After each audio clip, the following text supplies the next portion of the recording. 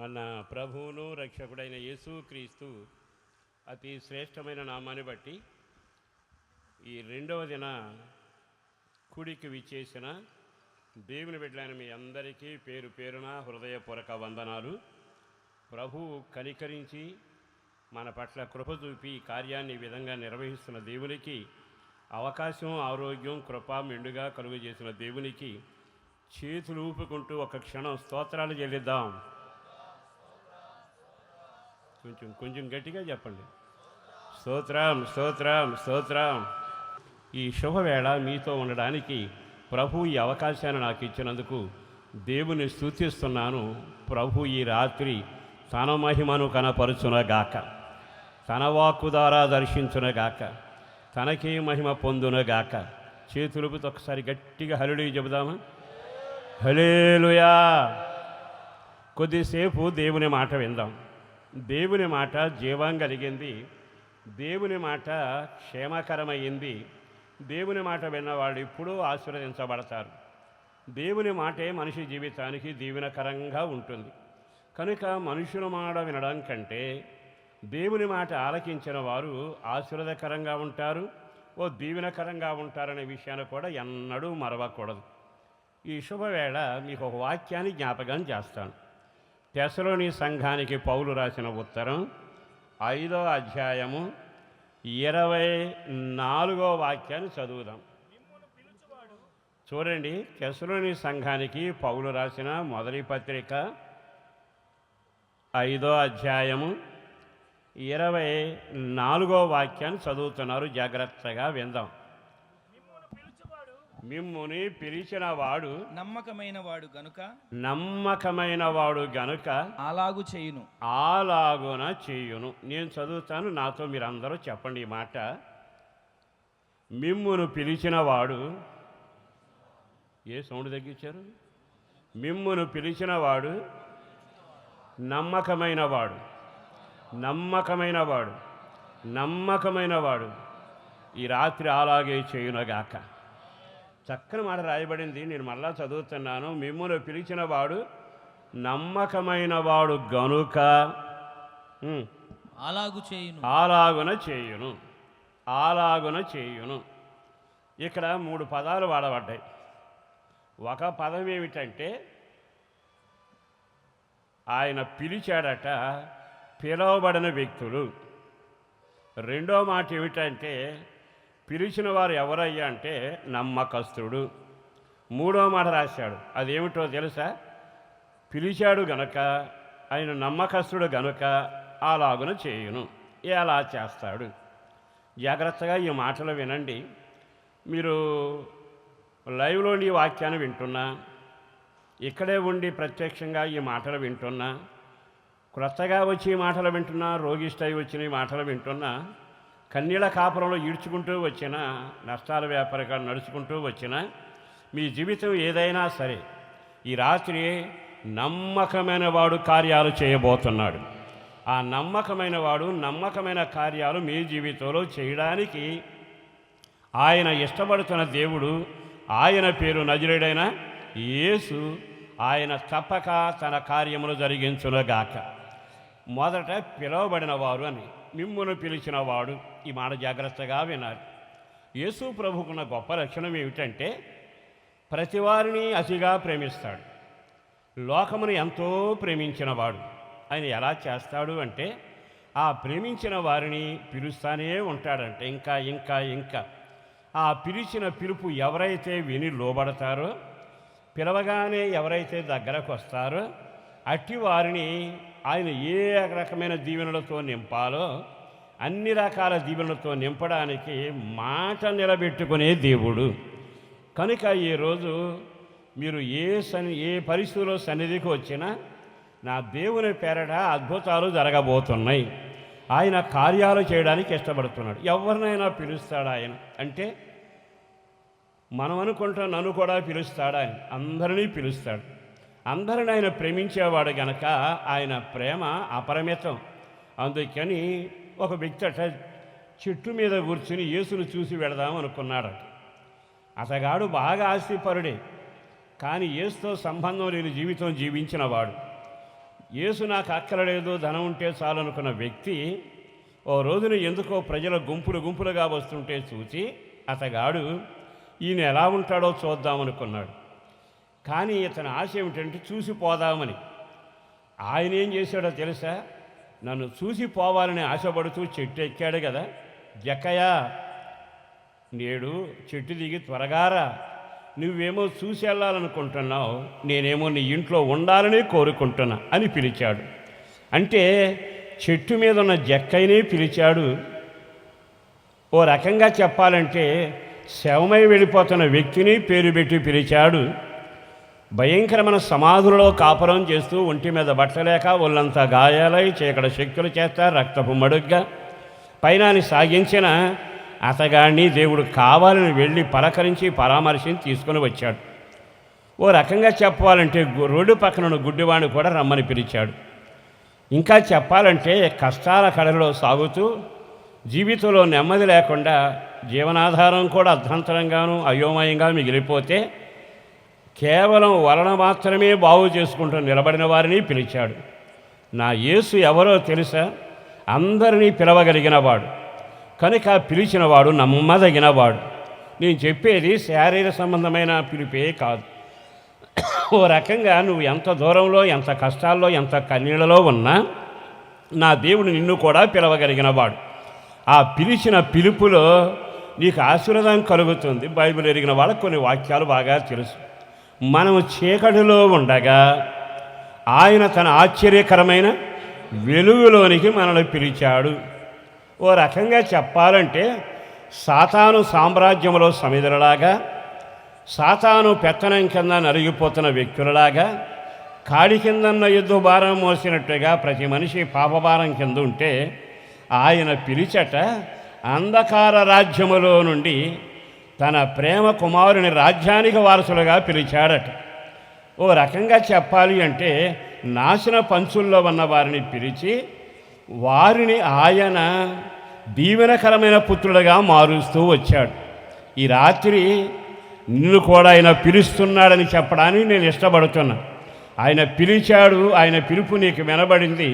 నీవు ఆయన సమీపించగలిగితే నీ చరిత్ర మారబోతుంది, నీ బ్రతుకు మారబోతుంది.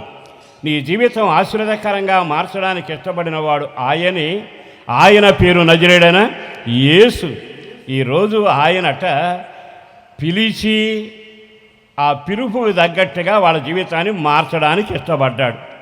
ఈ రాత్రి మాటలు విన్న సహోదరులారా, మీరు ఏ పరిస్థితుల్లోనా కంగారు పడనక్కర్లా. కారణం ఏమిటో తెలుసా? ప్రేమామయుడు నిన్ను కూడా క్షేమం కొరకు పిలుస్తున్నాడు. బైబిల్లో యోబు గ్రంథంలో చక్కని మాట రాయబడింది.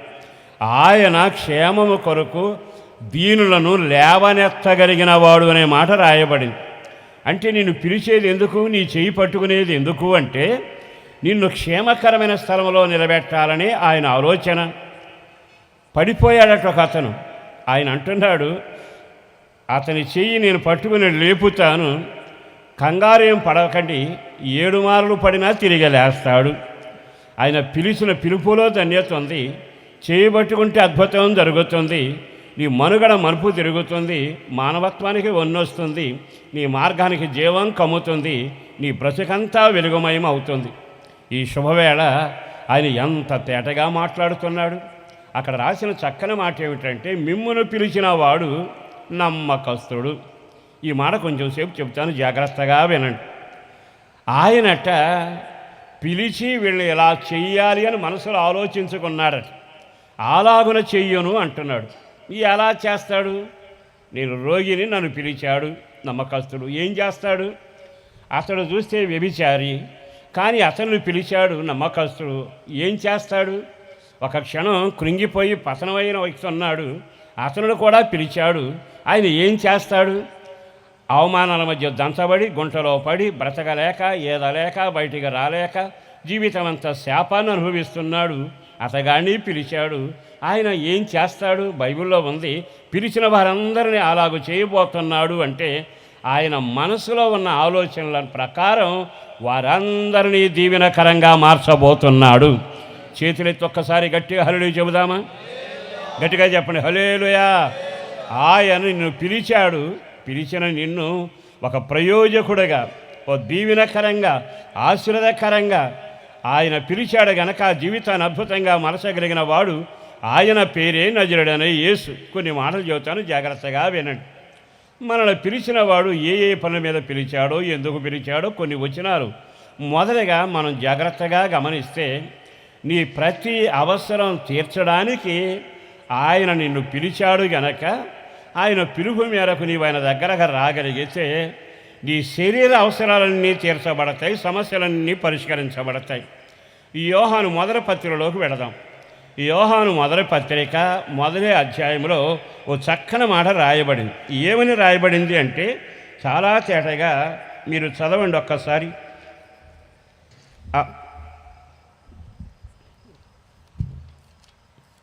యోహాను పత్రిక మొదటి అధ్యాయము 9వ వాక్యం అనుకుంటే జాగ్రత్తగా గమనిద్దాం. మన పాపములను మనము ఒప్పుకొని ఎడల, మనము మన పాపములను ఒప్పుకొని ఎడల ఆయన నమ్మదగిన వాడును, ఆయన నమ్మదగిన వాడు. బాగా వినాలి. నమ్మదగిన వాని గురించి కొన్ని మాటలు మీతో ముచ్చరించాలని ఆశిస్తున్నారు. పరిశుద్ధాత్మ దేవుడు తన కార్యములు చేయునగాక. ప్రభు స్వరం వినడానికి ఇష్టపడండి. అద్భుతాలు వెంట తీసుకుని వెళ్ళండి. దేవుని శక్తి మిమ్మల్ని తాకబోతుంది. ఊహకు మించిన ఘనకార్యాలు ఆ పరిశుద్ధాత్మ దేవుడే చేయునుగాక. అక్కడ రాసిన మాట ఏమిటో తెలుసా? మనము మన పాపములను ఒప్పుకొనే ఎడల ఆయన నమ్మదగిన వాడు. ఆయన చెప్పాలి, ఆయన నమ్మదగిన వాడు, నీతిమంతుడును గనక ఆయన మన పాపములను క్షమించి, మన పాపములన్నిటినీ క్షమించి సమస్త దుర్నీతి నుండి మనలను పవిత్రులుగా చేయును. జాగ్రత్తగా మొదటి మాట వినండి. ఈ నమ్మకస్తుడు ఏమేం పనులు చేస్తాడు? అలాగున చేస్తానంటున్నాడుగా. ఆయన మనసులో ఏమున్నాయో అవన్నీ చేస్తాడట. ఒక వాక్యాన్ని మొదటిగా ప్రారంభిస్తే, ఆయన ప్రతి వ్యక్తిని పిలిచి తమ పాపాలు ఒప్పుకుని ఆయన వైపు తిరగగలిగితే తన రక్తం ద్వారా కడిగి పరిశుద్ధపరిచి ఏం చేస్తాడు అంటే అక్కడ రాసిన మాట ఏమిటో తెలుసా? చాలా తేటగా ఉన్న మాట. మన పాపములను క్షమించి సమస్త దుర్నీతి నుండి మనలను పవిత్రులుగా చేయును. ఇక్కడ మొదటి మాట నేను చెబుతాను. మనకి నమ్మకమైన దేవుడు దొరికాడండి. ఆ నమ్మకమైన దేవుడు ఈ రాత్రి పని చేయబోతున్నాడు.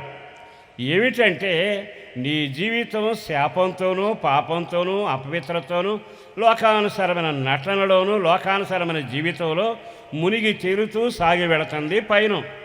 ఆయన అంటున్నాడు, నేను మిమ్మల్ని పవిత్రులుగా చేయాలని కోరుకుంటున్నాను. ఆ విషయంలో పూచి నాది. అంటే నమ్మకస్తుడు. చాలాసార్లు మనకి మనుషులు ఎదురవుతుంటారు, నమ్మకమైన మాటలు చెబుతారు. మీరు నా మాట వినండి, ఇందులో పెట్టుబడి పెట్టండి, అసలు నెలకు ఎంత వస్తుందో మీకు తెలియదు. నా మాట వినండి, ఇది వాడండి, ఎంత షుగర్ ఉన్నా క్షణాల్లో తగ్గిపోతే అసలు మీరు మామూలుగా ఉండరు. ఎన్ని ప్రకటనలు! ఇవన్నీ నమ్మకమైన ప్రకటనలే. అంతా అయిపోయినాక ఆ రోగి దగ్గరికి వెళ్ళి పలకరిస్తే ఆ రోగి అనే మాట ఏమిటి తెలుసా? అయ్యా, వాడు చెప్పిన మాటలు విన్నాం, వాళ్ళ మాటలు ఎంత నమ్మకంగా ఉన్నాయండి. కానీ విచిత్రం ఏంటి తెలుసా? రోగం తగ్గిన సంగతి ఏమో మాకు తెలియదు, కానీ ఉన్న ఓపిక అంతా నశించిపోయి అస్థిపంజరులాగా తయారయ్యాం. బాగా ఆలకించండి. మనుషులు మాటలు చెబుతుంటారు, అరిచేతిలో వైకుంఠం చూపిస్తుంటారు, అద్భుతాలు వివరిస్తూ ఉంటారు. మా రేకులు కొనండి, అద్భుతం జరుగుతుంది. మా బ్యాంకులో డబ్బు పెట్టుబడి పెట్టండి, మీ జీవితం ఆశీర్వాదకరంగా ఉంటుంది. అన్నిటికంటే నన్ను నమ్మండి, మీరు చస్తే మీ సొమ్ము వాపసు మీ పిల్లలకు వస్తుంది. మీరు చస్తే ఖచ్చితంగా గ్యారంటీ మాది. అంటే మీరు సావాలి, మేము సొమ్ము ఇవ్వాలి. చాలా ముచ్చటగా ఉంటాయి ఈ మాటలన్నీ. కానీ నా యేసు చెప్పే మాట ఏమిటంటే, ఈయన నమ్మకస్తుడు. ఆయన చెప్పే నమ్మకమైన మొదటి మాట ఏమిటంటే, ఎంత అపవిత్రుడినైనా, ఎంత దుర్మార్గుడినైనా, ఎంత శాపకరమైన వ్యక్తినైనా నేను పవిత్రుడిగా మార్చబోతున్నాను. దేవునికే మహిమ కలుగునగాక. ఈ రాత్రి పవిత్రత, కడగబడిన జీవితం, దీనంతటికీ ఆయన చేసిన సవాలుతో ఉన్న సందేశం వినబడుతుందిగా. నేను మిమ్మల్ని పవిత్రులుగా చేస్తాను. ఆ పని చేయడానికి నేను నమ్మకస్తులుగా దిగి వచ్చాను. పౌలు చెప్పాడు, భక్తులు చెప్పారు, చాలామంది ఆయన నమ్మకస్తుడండి. ఈరోజు ఈ మాటలు వింటున్న సహోదరులారా, చిన్న చిన్న దీవెనలు మాత్రమే ఇవ్వడానికి కాదు, ఆయన నీతో నడిచొస్తానని ఆ మాటను పోషించుకునేవాడే కాదు, జీవితంలో అద్భుతాలు జరిగించి నీ నరకావస్థ నుంచి పరలోక ప్రవేశానికి నడిపించగలిగిన సామర్థ్యం కలిగిన వాడు ఆయన అంటున్నాడు, నేను మిమ్మల్ని పవిత్రులుగా మారుస్తాను. దేవునికే మహిమ కలుగునేగాక. ఈ మాట చాలాసార్లు విన్నారు కదా. మనం యేసు ప్రభువుని నమ్ముకుంటే ఆయన రక్తం ద్వారా కడగబడతామని. మనల్ని ఎందుకు పవిత్రులుగా చేయాలంటున్నాడు? కారణం ఏమిటంటే, ఈ పవిత్రులంతా ఒక రోజున యేసుతో సదాకాలం జీవించే రాజ్యంలోకి వెళతారు. ఆయన తపన ఏమిటంటే, మనల్ని చేశాడు, అప్పుడు బాగానే ఉన్నాం. మన పితరులు తినవద్దన్న పండు తిన్నాక పతనమై నాశనం అయ్యారు. ఆ తదుపరి జరిగింది ఏమిటో తెలుసా? లేఖనాల్లో అందరి మీదకే మరణం వచ్చింది, మోక్షానికి దూరం అయిపోయాం, ఏదేను తోటకు వెలపడొచ్చేసాం. ఇక జరిగేదేమిటి? ఏ అవకాశం లేనప్పుడు ఆయన యేసు అనే దేవుడిగా ఈ లోకానికి తెంచాడు. తన అమూల్యమైన రక్తాన్ని ధారలుగా కార్చాడు. ఆ రక్తంతో మన పాప పరిహారం కలుగజేయడానికి ఇష్టపడ్డాడు. అంటే యజ్ఞ పశువుగా మన పాప పరిహారం చేయడానికి శిక్ష అనుభవించిన వధువుగా, ఆ గొర్రెగా ఆయన నిలబడ్డాడు. ఈ శుభవేళ నేను చెప్పగలిగింది, నీకు వెండి ఇవ్వటము, బంగారం ఇవ్వటము, బండి ఇవ్వటము, బతకమని ఆస్తి ఇవ్వడం ముఖ్యం కాదు. నీ జీవితాన్ని నరకానికి పోనివ్వకుండా నిత్యత్వంలో నిలబెట్టాలని ఆశపడిన వాడే నిన్ను పవిత్రుడిగా చేసే పని మీద ఉన్నాడు. ప్రపంచంలో ఎవరి వలన నువ్వు పవిత్రుడు కావు. ఏ వ్యక్తి వలన కానీ, శక్తి వలన కానీ, తాయిత్తు వలన కానీ, లేదనుకుంటే రకరకాల దానాలు, యాగాలు, భోగాలు, రకరకాల కార్యక్రమాలు చేసినా అవేవి నీ జీవితంలో పొరపాటున నిన్ను పవిత్రుడిగా మార్చాలి. అందుకని యేసు ఒక్కడే తన అమూల్యమైన రక్తాన్ని కార్చాడు. ఆ రక్తం ద్వారా మనం కడగబడతాం. కడగబడితే మనం పవిత్రులం అవుతాం. ఎందుకయ్యా ఎంత ప్రయాస అంటే, ఆయన ఆశ ఏమిటో తెలుసా? రాత్రి లేని రాజ్యం ఒకటి ఉంది, పునాదుల పట్టణం ఒకటి ఉంది, దేవుడే దానికి శిల్పియు నిర్మాణకుడు. అక్కడ నిన్ను నన్ను నిలబెట్టాలని ఆశించిన వాడే ఆఖరి బొట్టు వరకు రక్తం కార్చాడు. ఆ రక్తం ద్వారా కడగబడితే నువ్వు పరిశుద్ధుల గుంపులో చేర్చబడబోతున్నావు. అది ఆయన మనసులోని ఆలోచన. అందుకంటాడు, నేను నమ్మదగిన వాడిగా మీ పరిస్థితులను సరిచేసి మిమ్మల్ని పవిత్రులుగా మార్చి నా సొత్తుగా మార్చుకుని నా రాజ్యంలో నిలబెడతాను అనేది ఆయన భావన. ఈ మాటలు చిన్నప్పటి నుంచి విన్నాం కదండి అంటూనే ఉన్నారు. నీవు పవిత్రుడు కాకపోతే సమస్తాన్ని నష్టపోతావు, ప్రాణాత్మ దేహాలన్నీ కోల్పోతావు. నీ జీవితంలో ఎంత నష్టం అంటే అంత నష్టాన్ని నీవు అనుభవిస్తావు. కానీ యేసుక్రీస్తు రక్తం ద్వారా కడగబడి పవిత్రుడవైతే మొదట ఏం జరుగుతుందో తెలుసా? బైబిల్లో చక్కని మాట రాయబడింది, మిమ్మల్ని మీరు పరిశుద్ధపరచుకొనుడి. మీరు కడగబడితే, పరిశుద్ధపరచబడితే వారట పరిశుద్ధులు, పరిశుద్ధత కలిగితే వారు దేవుని చూస్తారు అని రాయబడింది. మరొక మాట కూడా చెబుతాను. యెహోషువతో దేవుడు అంటాడు కదా, మిమ్మల్ని మీరు శుద్ధి చేసుకొనండి, ఆ మూడవ నాడు ఆయన వస్తాడు, మీకు అద్భుతమైన కార్యాలు చేస్తాడు. అంటే నీవు పరిశుద్ధులు అవ్వడం వలన, యేసు రక్తం ద్వారా కడగబట్టడం వలన నీవు దేవుని చూచే నేత్రాలు ఉంటాయి, పరలోక మహిమను చూచే కృప కలుగుతుంది. రెండవది, నువ్వు పరిశుద్ధపరచబడ్డాక ప్రపంచంలో ఎవ్వరికీ జరగని అద్భుతాలు నా దేవుడు నీకు చేయబోతావన్నాడు. బైబిల్ లేఖనంలో ఉందిగా, రేపు మీ మధ్యలో అద్భుతాలు జరుగుతాయి, రేపు మీ మధ్యలో అద్భుతాలు జరుగుతాయి, రేపు మీ మధ్యలో అద్భుతాలు జరుగుతాయి. మరో విచిత్రమైన అనుభవం ఏంటో తెలుసా? ఎక్కడ పరిశుద్ధులు ఉంటారో ప్రభు అక్కడ ఉంటాడు. నా మాటలు కొంచెం జాగ్రత్తగా వినండి. యేసుక్రీస్తు రక్తం ద్వారా కడగబడితే నువ్వు పరిశుద్ధులు అవుతావు. ఆ పని నువ్వు చేయలేవు, కానీ నమ్మదగిన వాడు రక్తం కార్చి ఆ పని చేశాడు. నువ్వు ఆయన దగ్గరికి వెళ్ళి కడగబడితే చాలు.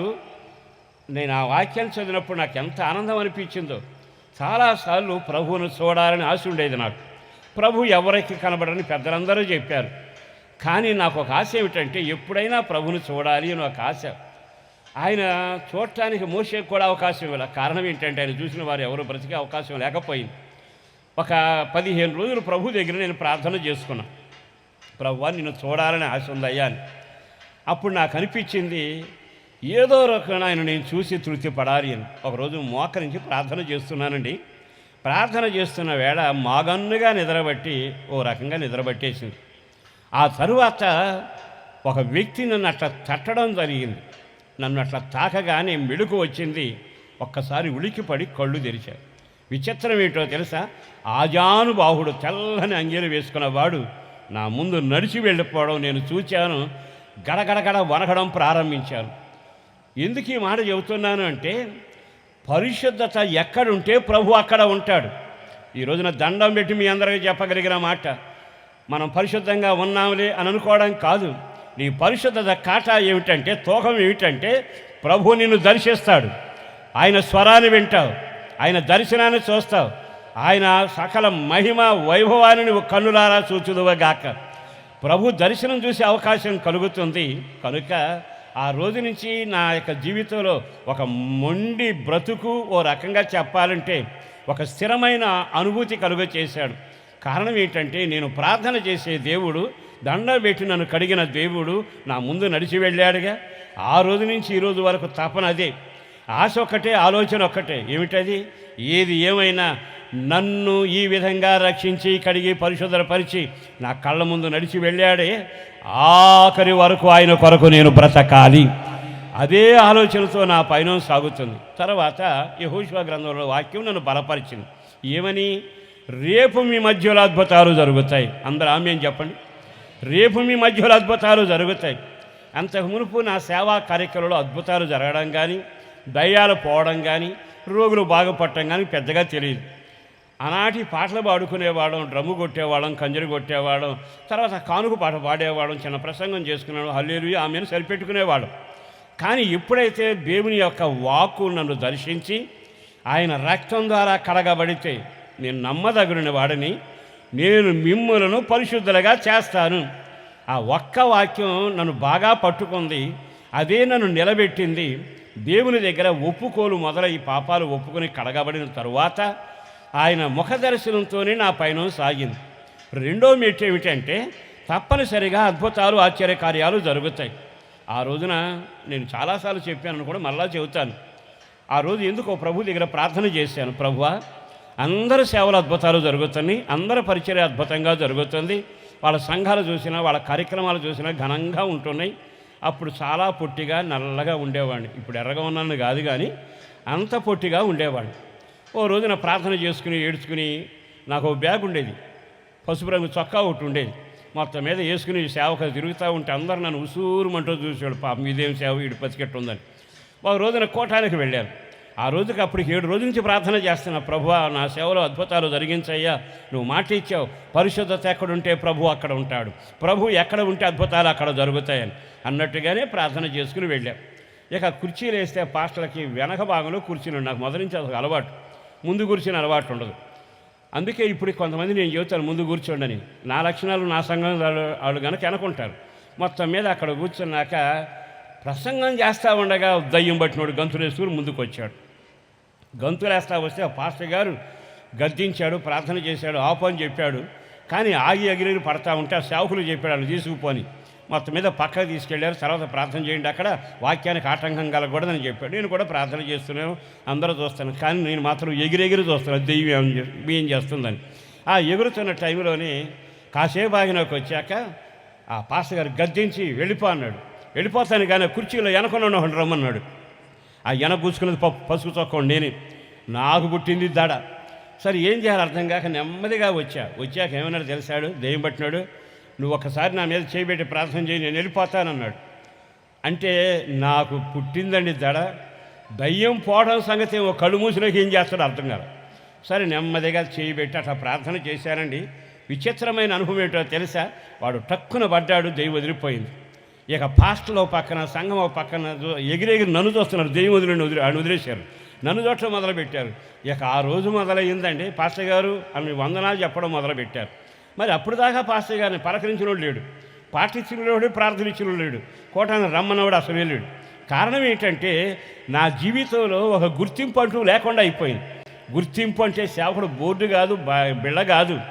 దైవ సంబంధమైన ఏ సేవకుడైనా సేవ ప్రారంభిస్తే, ఒక విశ్వాసి రక్షించబడితే సాతాను గడగడలాడే అద్భుతాలు మీ వల్ల జరుగునగాక, మీ మాటలు అద్భుతం జరుగునగాక, మీ సాక్ష్యం అద్భుతంగా ఉండునగాక, మీరు చప్పట్లు కొడితే పునాదులు కదులునగాక, కేకలు వేస్తే ఎరుకో కూలునగాక, చెయ్యెత్తితే సముద్రం పాయలవునగాక, అడుగు పెడితే గాఢ అంధకారం వెలుగుమయంగా మారునగాక. ఆయన అంటున్నాడు, నేను మిమ్మల్ని పవిత్రులుగా చేస్తాను. చెయ్యెత్తామేనండి. నేను ఎలాగున చేస్తా, ఎలాగున మిమ్మల్ని పవిత్రులుగా చేస్తా. సాతాను నాశనపుత్రులుగా మార్చాడు, సాతాను చీకటి సంబంధులుగా మార్చాడు, సాతాను మిమ్మల్ని నరకానికి సమిధులుగా మార్చాడు. నేను మిమ్మల్ని పవిత్రులుగా మార్చబోతున్నాను. నేను పవిత్రులుగా మారుస్తాను. ఇంతకాలం సాతాను ముఖం చూచారు, చీకటిని చూచారు. నా రక్తం ద్వారా కడగబడ్డాక మీకు నాలోని వెలుగు కనబడునుగాక, నాలోని మహిమ మీకు కనబడునుగాక, నాలోని ప్రభావం మీకు కనబడునుగాక. నా సారూప్యం, నా లక్షణాలు, నా పరలోక వైభవం కన్నులారా మీరు చూచుదురుగాక. ఓ దైవజనుడు ప్రార్థన చేశాడుగా, ప్రభువా మనసారా నిన్ను చూడాలని ఉందయ్యా. నేను ఆ కలలోనైనా ఎలలోనైనా మేలుకొనైనా నిన్ను ఆశ తీరా చూడాలని ఉందయ్యా. నా జీవితంలో జరిగిన సంఘటనలు చెబుతున్నా. ఆ తర్వాత అద్భుతాలు నేను మరలా చెబుతున్నాను. యేసు రక్తం ద్వారా కడగబడి మీరు పవిత్రులుగా అయితే, దేవుడు పరిశుద్ధులుగా మిమ్మల్ని మారిస్తే ప్రపంచానికే మీరు సాక్షిగా ఉంటారు. నీ ఇంటి వారికి చూచే క్రియగా ఉంటారు. మీ సంఘంలో అద్భుతంగా ఉంటారు. మీరు వస్తేనే చాలు సంఘానికి గడగడగడలాడే ఒక ధ్వని మొదలవుతుంది. ఈ రోజున సేవకుడిగా చెబుతున్న విశ్వాసులను మీకు నేను మనసారా అభినందిస్తూ వందనాలు చెబుతున్నాను. కారణం ఏమిటో తెలుసా? మీరు కడగబడి పవిత్రులైతే యేసు అంటున్నాడు, నేను మిమ్మల్ని పవిత్రులుగా మారుస్తాను, నా రక్తం ద్వారా మిమ్మల్ని పవిత్రులుగా చేస్తాను. మీరు నిలబడితే చాలు భూమి వణుకుతుంది. ఆ రోజున వాళ్ళట ఎడతా ఉన్నారట. వాళ్ళు వెంటనే కేకలు వేశారు. ఏమని? సర్వోన్నతుని దేవుని కుమారుడు ఇక్కడ సంచరిస్తున్నారు, వీరు లోకమును తల్లకిందులు చేస్తారు. ప్రియ దేవుని బిడ్డలారా, మీరు ఒక్కసారి ఆగి ఆలకించండి. ఈ ఇంటికి నువ్వే దీపం. నీ ఇంటికి వెలుగు రావాలని నువ్వు ఒక్కడవ చాలు. నీ ప్రార్థనలు అద్భుతం, నీ మాటల్లో అద్భుతం, నీ చేతల్లో అద్భుతం, నీ ప్రసంగాల్లో అద్భుతం. నువ్వు ఏం చేసినా ఇంట్లో అద్భుతం జరుగుతూనే ఉంటాయి. నువ్వు కడగబడిన వాడవైతే చాలు. అందుకంటాడు, అద్భుతాలు చేస్తాను, ఆశ్చర్యకార్యం చేస్తాను, తలగా ఉంచుతాను అల్లా, నేను పవిత్రునిగా చేస్తాను.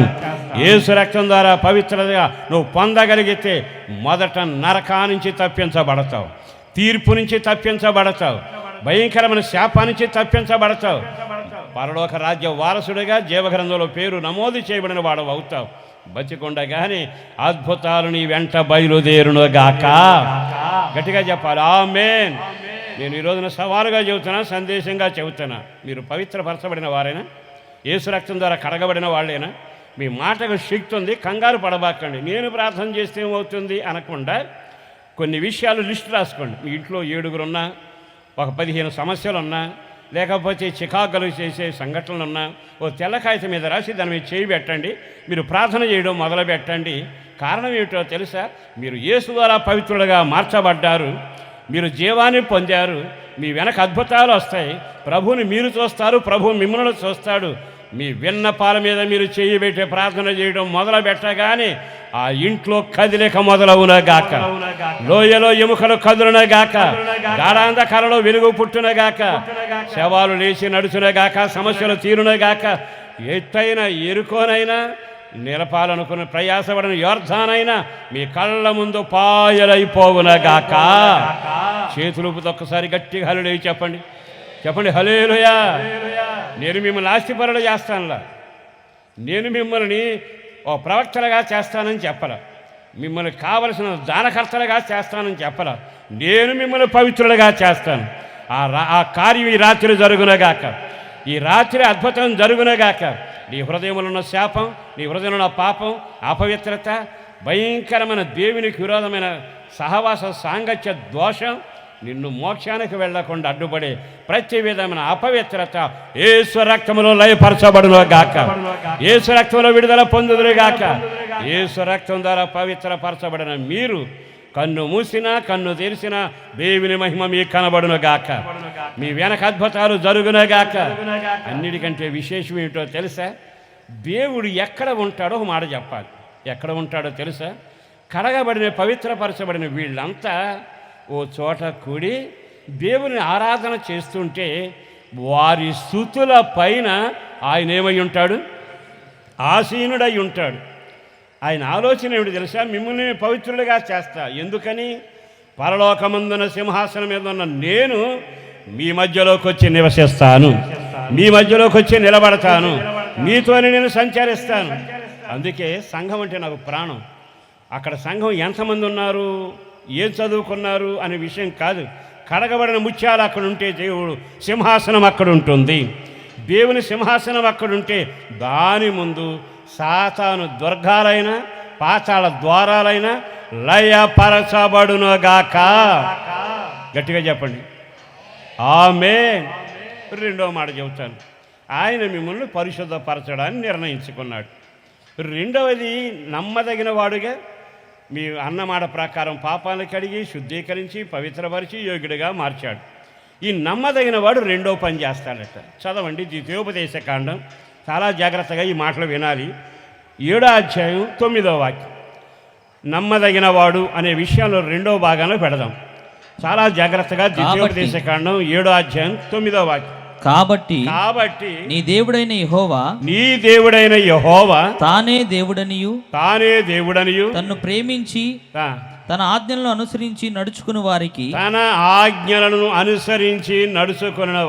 తన నిబంధనను స్థిరపరచువాడును 1000 తరముల వరకు కృపచూపువాడును 1000 తరాల వరకు కృపచూపువాడును నమ్మతగిన దేవుడుననియు. చాలండి. ఈ ఒక్క మాట నేను చెప్పాలని కోరుకుంటాను. నమ్మదగిన వాడు. అందరూ చెప్పండి, గట్టిగా చెప్పాలి. నమ్మదగిన వాడు వచ్చే సంవత్సరం కారు ఇస్తాడని బాకండి. నన్ను పవిత్రుడిగా మార్చాడు, పవిత్రుడిగా మారుస్తాడు. ప్రపంచంలో ఎవరికి జరగని కార్యాలు నాకు జరుగుతాయి. నా కన్నులు ప్రభువుని చూస్తాయి, మహిమను చూస్తాయి. అన్నిటికంటే నేను ఎక్కడ ఉంటానో నాతో ఉన్న జనం మధ్యలో ఆయన సింహాసనాసీనుడై ఉంటాడు. నా పేరు పరలోకమందు నమోదు చేయబడింది. అందుకంటున్నాడు, నేను మిమ్ములను పవిత్రులుగా చేశాను, పవిత్రులుగా చేస్తాను. ఈ రాత్రి కడగబడితే మంచిది, ఈ రాత్రి శాపాన్ని తప్పించుకుంటే మంచిది, ఈ రాత్రి బాప్తిసం కొరకు సిద్ధపడి దేవుని బిడ్డగా మారితే మంచిది. నువ్వు పవిత్రుడు అయితే ఈ 4 కార్యాలు నీ వెంట నడిచొచ్చునగాక. రెండో మాట, నమ్మదగిన వాడు రెండో పని చేస్తాడట. ఏ పని చేస్తాడు అక్కడ రాశాడు కదా. ఏమని రాశాడు? కాబట్టి 1000 తరములకు కృపచూపువాడును నమ్మదగిన దేవుడని. చక్కని మాట అండి. కృపచూపుటయందు నమ్మదగిన వాడు.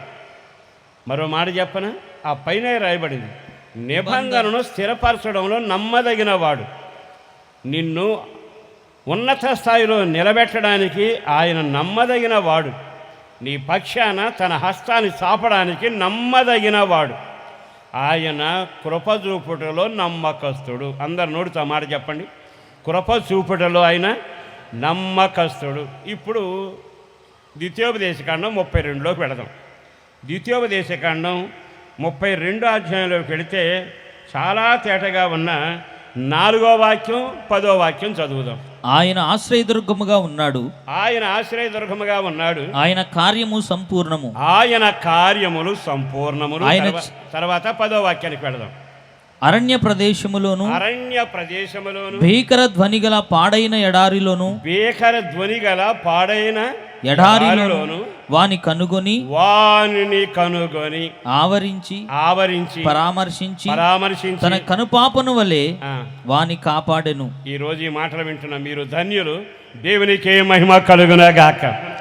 అపోస్తలుడైన పౌలు అదిగో ఆ సంఘానికి రాస్తున్న మాట ఏమిటో తెలుసా? మిమ్మును పిలిచిన వాడు నమ్మదగిన వాడు, మిమ్మును పిలిచిన వాడు నమ్మదగిన వాడు. అలాగనే చేస్తాడు. ఆయన ఆలోచన, ఆయన మనసులో ఉన్నదంతా నెరవేరుస్తాడు. మొదటిది, నమ్మదగిన వాడు మనల్ని పరిశుద్ధులుగా మార్చునగాక. చేయతి 3 సార్లు ఆమేన్ అనండి. ఆమేన్, ఆమేన్, ఆమేన్. రెండవది, నమ్మదగిన వాడట 1000 తరాలకు సరిపడే కృప చూపగలిగిన వాడు, కృప చూపుటలో నమ్మదగిన వాడు. ఆమేన్. గట్టిగా చెప్పండి ఆమేన్. సరే, ఇప్పుడు ఒక చరిత్ర జ్ఞాపకం చేసుకుందాం. ఆ 10వ వాక్యంలో చక్కని మాట రాయబడిందిగా. ఏమని రాయబడింది చదవండి. అరణ్య ప్రదేశములో భీకర ధ్వని గల పాడైన ఎడారిలోను వానిని కనుగొని. ఇక్కడ ఒక మాట చెబుతానండి. ఆ ప్రాంతమంతా అరణ్యం, భీకర ధ్వనులు వినబడుతున్నాయి, భయానకమైన వాతావరణంలో ఉంది. ఆకాశమందున కన్నులట వెతకడం మొదలుపెట్టాయట. వెతుకుతూ ఉండగా అరణ్యంలోను భీకర ధ్వని కలిగిన స్థావరాల్లోనూ భయంకరమైన బాధ అనుభవిస్తున్న ఒక వ్యక్తి ఆయన కంట్లో పడ్డాడట.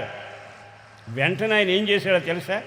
నెమ్మదిగా అక్కడ దాకా వెళ్ళి అతన్ని కనుగొని అతన్ని తీసి అతన్ని పరామర్శించి అతన్ని ఆవరించి అతన్ని కౌగలించుకొని అతన్ని ఒక ఉన్నత స్థాయికి నడిపిస్తూ వచ్చాడు.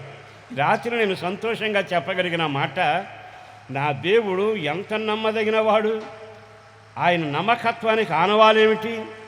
అరణ్యంలో ఉన్న ఒక వ్యక్తి పట్ల కృప చూపినవాడు. మళ్ళా చెబుతాను, మీరు జాగ్రత్తగా వినాలి. కొన్నిసార్లు మన జీవితం కూడా అరణ్యంలాగానే ఉంటుంది. కొన్నిసార్లు మన ఇల్లు అంతా భీకర ధ్వనులు వినబడతా ఉంటాయి. నెమ్మది ఉండదు, సంతోషం ఉండదు, సమాధానం ఉండదు. అరణ్యానికి మన ఇంటికి పెద్ద తేడా ఏం కనబడదు. అరణ్యంలో భీకర ధ్వనులు ఉంటాయి, అరణ్యంలో పలు రకాల దారులు ఉంటాయి, ముళ్ళ కంపు ఉంటుంది, కీచురాల ధ్వని ఉంటుంది. కొన్ని కుటుంబాలకు వెళ్ళి చూడండి, అక్కడ జరిగేది ఏమిటో తెలుసా? అంతా కీచురాల ధ్వని వినబడుతుంది. ఎప్పుడు చూసినా అరుపులు కేకలు వినబడతాయి. సమాధానం సంతోషం ఉండదు, ముళ్ళ కంపలాగా ఉంటుంది. అయినా నా దేవుడు ఎవరో తెలుసా? చాలా జాగ్రత్తగా ఆయన కన్ను వెతుకుతుందట. అంటే ఏ వ్యక్తిని పోగొట్టాలని కానీ ఏ వ్యక్తి నశించిపోవాలని కానీ ఆశించిన వాడు కాక ముళ్ళ కంపలో ఉన్నవాడిని చూచాడు, దారి తప్పిన గొర్రెని చూచాడు, సమాధుల్లో ఒంటి నిండా గాయాలున్న వారిని చూచాడు, చీకటిలో కూర్చున్న వారిని చూచాడు, శాపాన్ని నెత్తిన పెట్టుకుని ఊరేగుతున్న వారిని చూచాడు, చెట్టు మీద ఉన్న వారిని కనుగొన్నాడు, దిగులుతో ఇక నా కర్మ ఇంతే అనుకుంటూ దిగజారిన వారిని చూచాడు.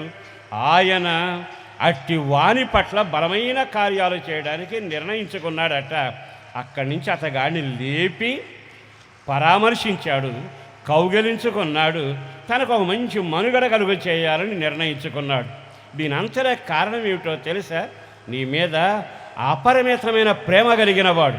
ఈ రాత్రి సహోదరి సహోదరులారా, మరొక్కసారి నా యేసును బట్టి బ్రతిమలాడుతూ దండం పెట్టి చెబుతున్నా, నీ రాత్రి ఓ సేవకుడిగా నేను చెప్పగలిగిన మాట ఏమిటో తెలుసా?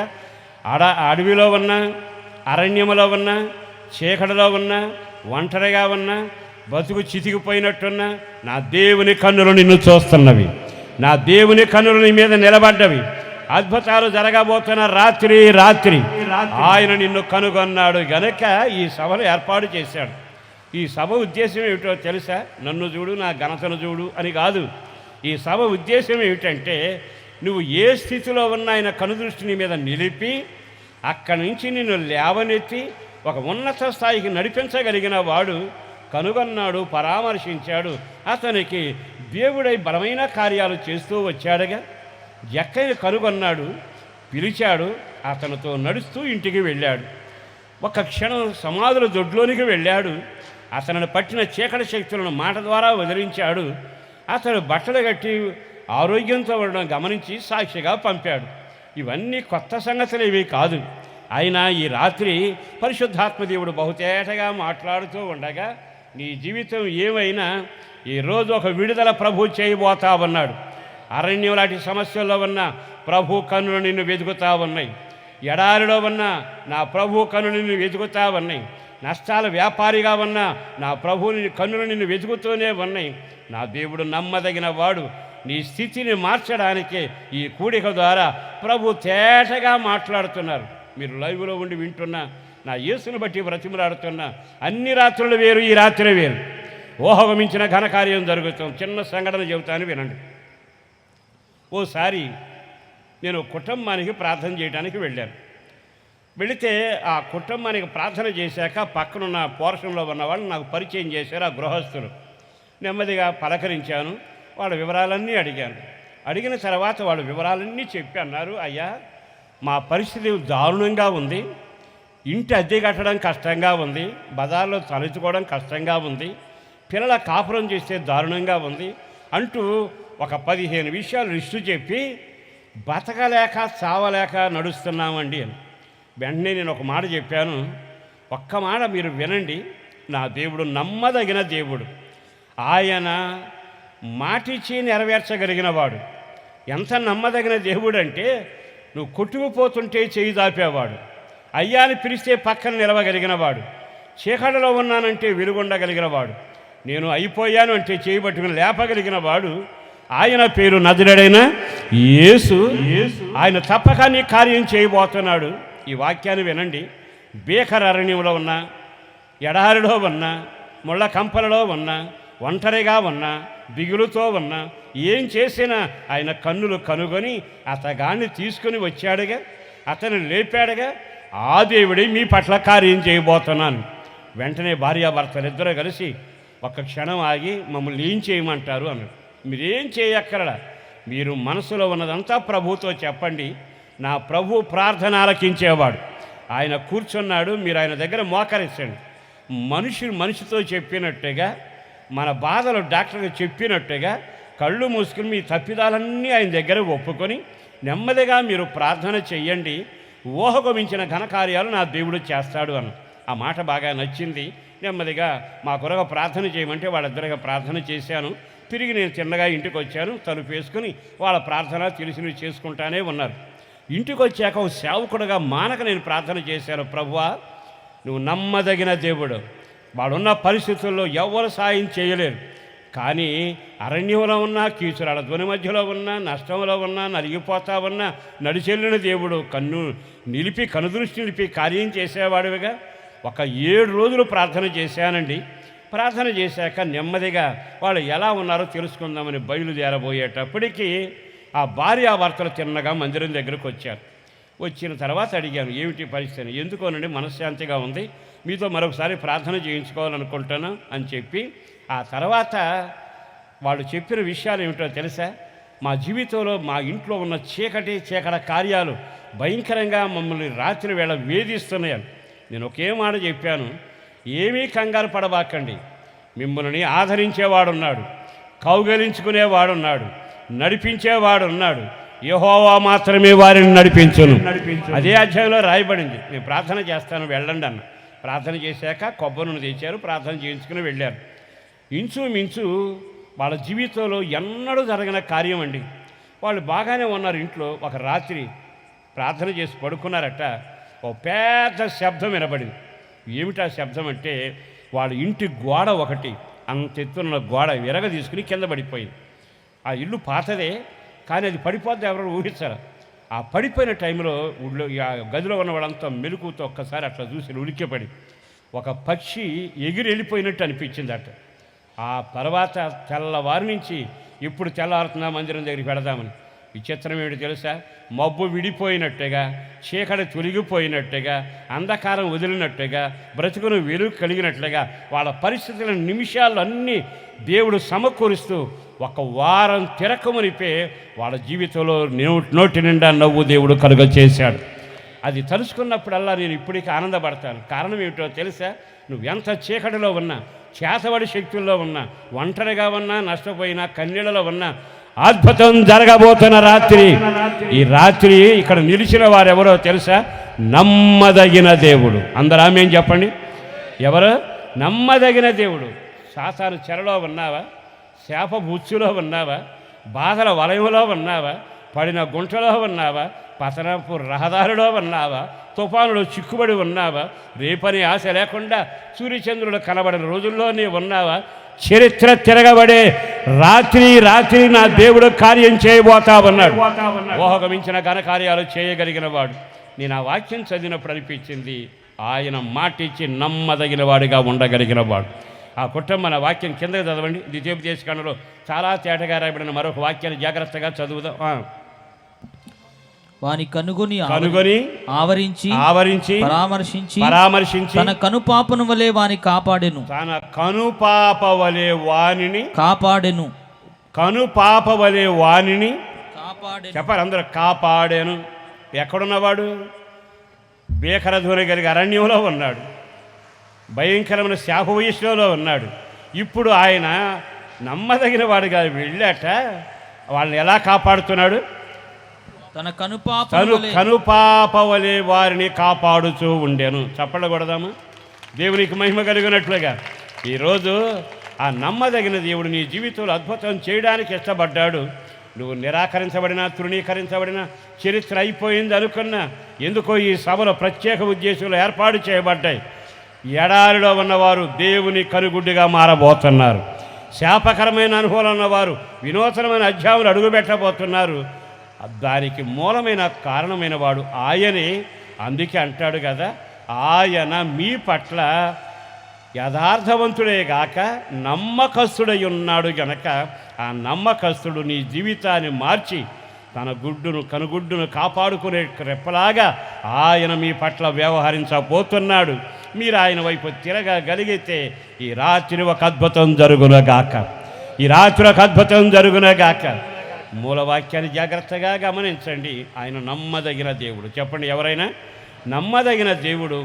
నీ కర్మింతే, నీ రాతింతే అన్నవాడు కాడు. రాతలు తిరగరాయగలిగిన వాడు, రాతల పట్ల అద్భుతాలు జరిగించగలిగిన వాడు. నేను ఎక్కడికి వెళ్ళినా చెప్పగలిగిన వాడు. ఎందుకో నాకు అది ఆనందమైన చరిత్ర. ఎందుకో తెలుసా? రాళ్లతో కొట్టుకుంటూ ఆమెను తీసుకొచ్చారు.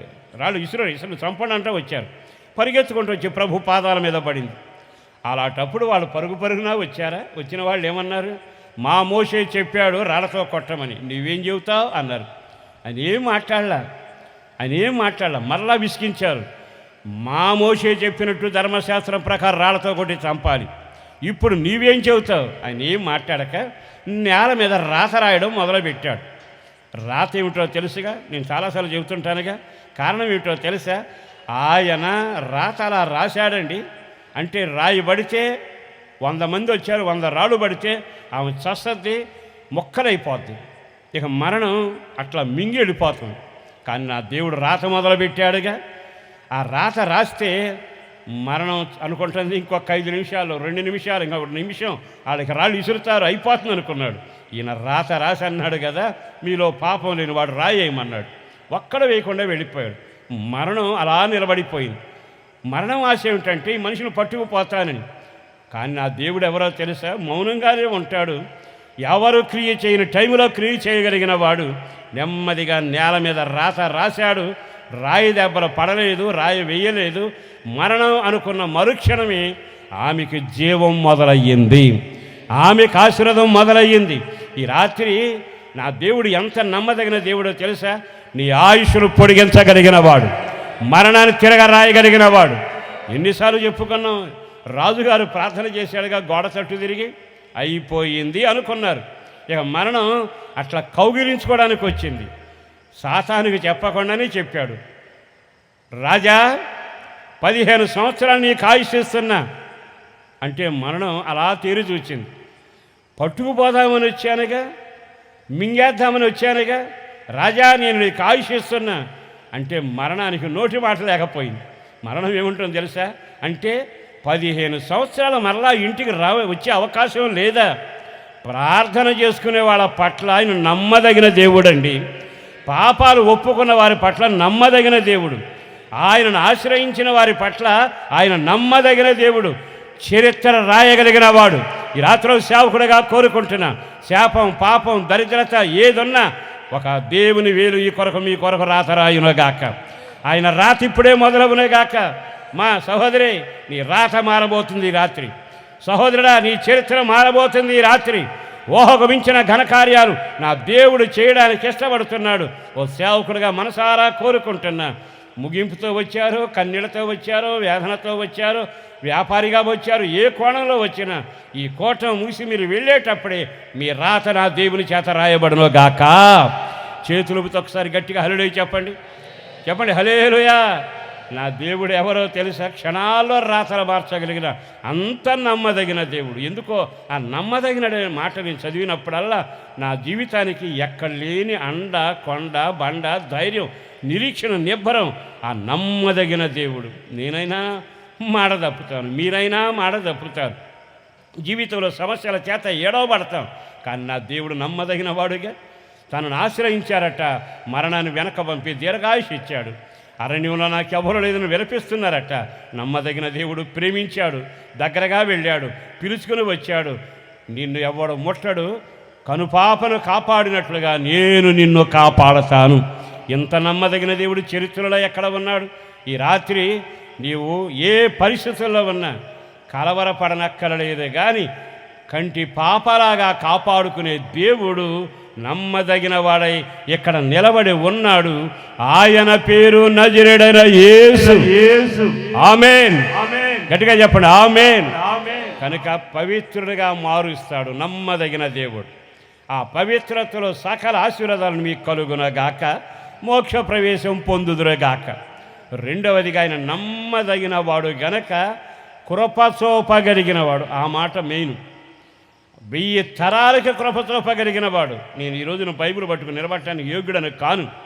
ఆయన కృపేగా, ఆయన కృపలో చూపుటలో నమ్మదగిన వాడు గనక నన్ను కృపలో నిలబెట్టి ఇక్కడికి వచ్చాడు, ఇక్కడ తీసుకొని వచ్చాడు. మనందరి పట్ల ఒక తరం కాదండి, 1000 తరాలకు సరిపడా కృప చూపగలిగిన నమ్మదగిన దేవుడు ఉన్నాడు. ఈరోజు కానీ నువ్వు ఆయన వైపు తిరిగి ఆ నమ్మదగిన దేవుని దగ్గర మోకరిని నీ తప్పిదాలు ఒప్పుకొని నేను దోషినయ్యా అంటే చాలుగా ఆయన ఏం చేస్తున్నాడో తెలుసా? 1000 తరాలకు కృప అనుగ్రహించే నమ్మదగిన దేవుడు. దావీదు పాపాన్ని ఒప్పుకున్నాడు, తరాలకు దీవెనకరంగా మారుస్తూ వచ్చాడు. నీ పిల్ల తరాన దేవుని కృప నీ ద్వారా కలుగునగాక, మీ ద్వారా కలుగునగాక. నా బతికేది నేను బతుకుతాను అనుకోకండి. మిమ్ములను బట్టి దేవుని కృప 1000 తరాలకు మీ ద్వారా, మీ సంతతికి, మీ తరాలకి మీ ద్వారా కలుగునగాక. చెయ్యే ఆమేన్ అనుకోండి గట్టిగా ఆమేన్. మరి ఈ రోజున అంత నమ్మదగిన దేవుడు నీకుండగా నువ్వెందుకు కంగారు పడుతున్నావు? 1000 తరాల దీవెన ఆయన నమ్మకత్వంలోని, మరణం జీవంగా మారడం ఆయన నమ్మకత్వంలోని, నీ జీవిత అనుభవాల్లో ఒక పవిత్రుడిగా మార్చి నరకానికి తప్పించడం ఆ నమ్మకస్తుడు వలనే. మరొక మాట చెప్పను, బైబిల్లో చక్కని మాట రాయబడింది కూడా జ్ఞాపకం చేస్తాను. జాగ్రత్తగా మీరు ఆ మాట వినాలి. తెస్సలోని పత్రిక 3వ అధ్యాయం 3వ వాక్యం. తెస్సలోనికి రాసిన 2వ పత్రిక 3వ అధ్యాయము 3వ వాక్యం. అయితే ప్రభువు నమ్మదగినవాడు, ఆయన మిమ్మల్ని ప్రభు నమ్మదగినవాడు. అందరూ చెప్పండి గట్టిగా, ప్రభు నమ్మదగినవాడు. అమ్మా, నీ మరణాన్ని జీవంగా మార్చగలిగినవాడు. ఈ నమ్మదగినవాడు నిన్ను కనికరిస్తున్నాడు. ఆయన నమ్మదగినవాడు. నీ పాపాలను జ్ఞాపకం చేసుకోక సముద్ర అగాధంలో వేసి నిన్ను పవిత్రుడిగా తీర్చిదిద్ది అక్కడ నిలబెట్టాడు ఆ నమ్మదగిన దేవుడు. ఆయన ఎంత నమ్మదగిన దేవుడు అంటే నిన్ను బట్టి 1000 తరాలకు కృప చూపగలిగిన నమ్మదగిన దేవుడు. ఆయన ఎంత నమ్మదగిన దేవుడు ఇక్కడ రాశాడు. చదవండి మళ్ళా. అయితే ప్రభువు నమ్మదగినవాడు, ఆయన మిమ్మును స్థిరపరచి దుష్టత్వము నుండి కాపాడును. ఈ మాట జాగ్రత్తగా వినాలి. స్థిరపరిచి. నమ్మదగిన వాడు కడిగి పవిత్రుని చేశాడా? నమ్మదగిన వాడు 1000 తరాల కృప చూపాడా? నమ్మదగిన వాడు మరణాన్ని జీవంగా మార్చాడా? ఇప్పుడు 4వ కార్యం ఏమిటంటే ఆ నమ్మదగిన వాడు స్థిరపరుస్తాడట. అందరూ ఆమేన్ అనండి. ఇప్పుడు మనం సంఘాల్లో చూసినా స్థిరం ఉంటల్లా, వ్యాపారంలో చూసినా స్థిరం ఉంటల్లా. ఓ రకంగా చెప్పాలంటే కుటుంబంలో స్థిరం ఉంటల్లా, నాలుగు నుంచి వచ్చే మాట కూడా స్థిరంగా ఉంటల్లా. నాడి పట్టుకుంటే క్షణాలకి మార్పు వస్తుంది. అంటే మనిషి జీవితంలో స్థిరం లేకుండా పోయింది. అప్పుడప్పుడు మనం ప్రార్థన వినపాలు తీసుకుని వస్తారు మందిరానికి. అయ్యా, ఆడి కొరకు ప్రార్థన చేయండి అయ్యా, స్థిరంగా లేడు.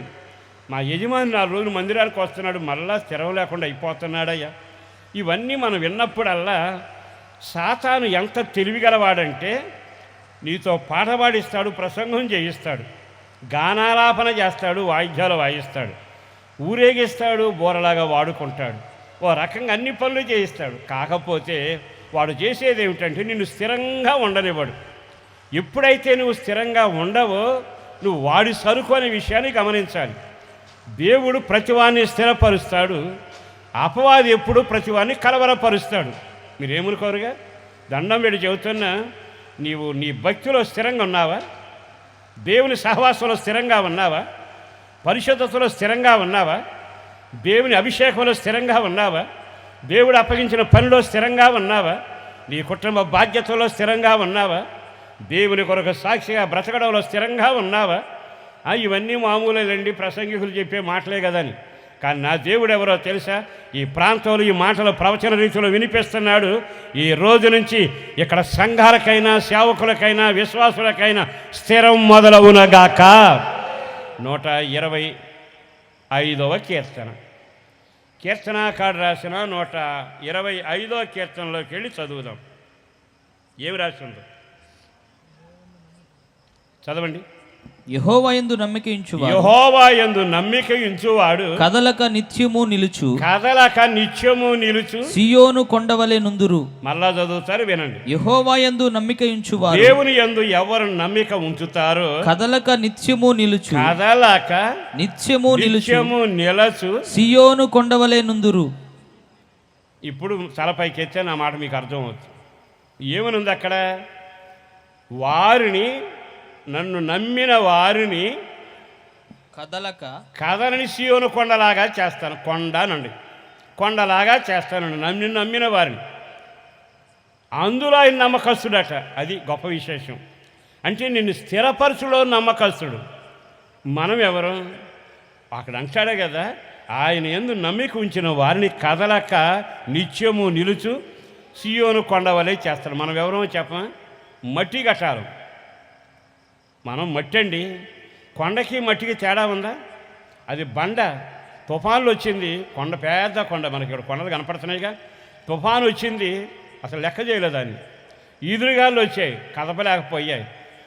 మారణ హోమం జరిగింది, రకరకాల విచిత్రాలు జరిగాయి, దాన్ని ఎవరో కదపల. కొండది.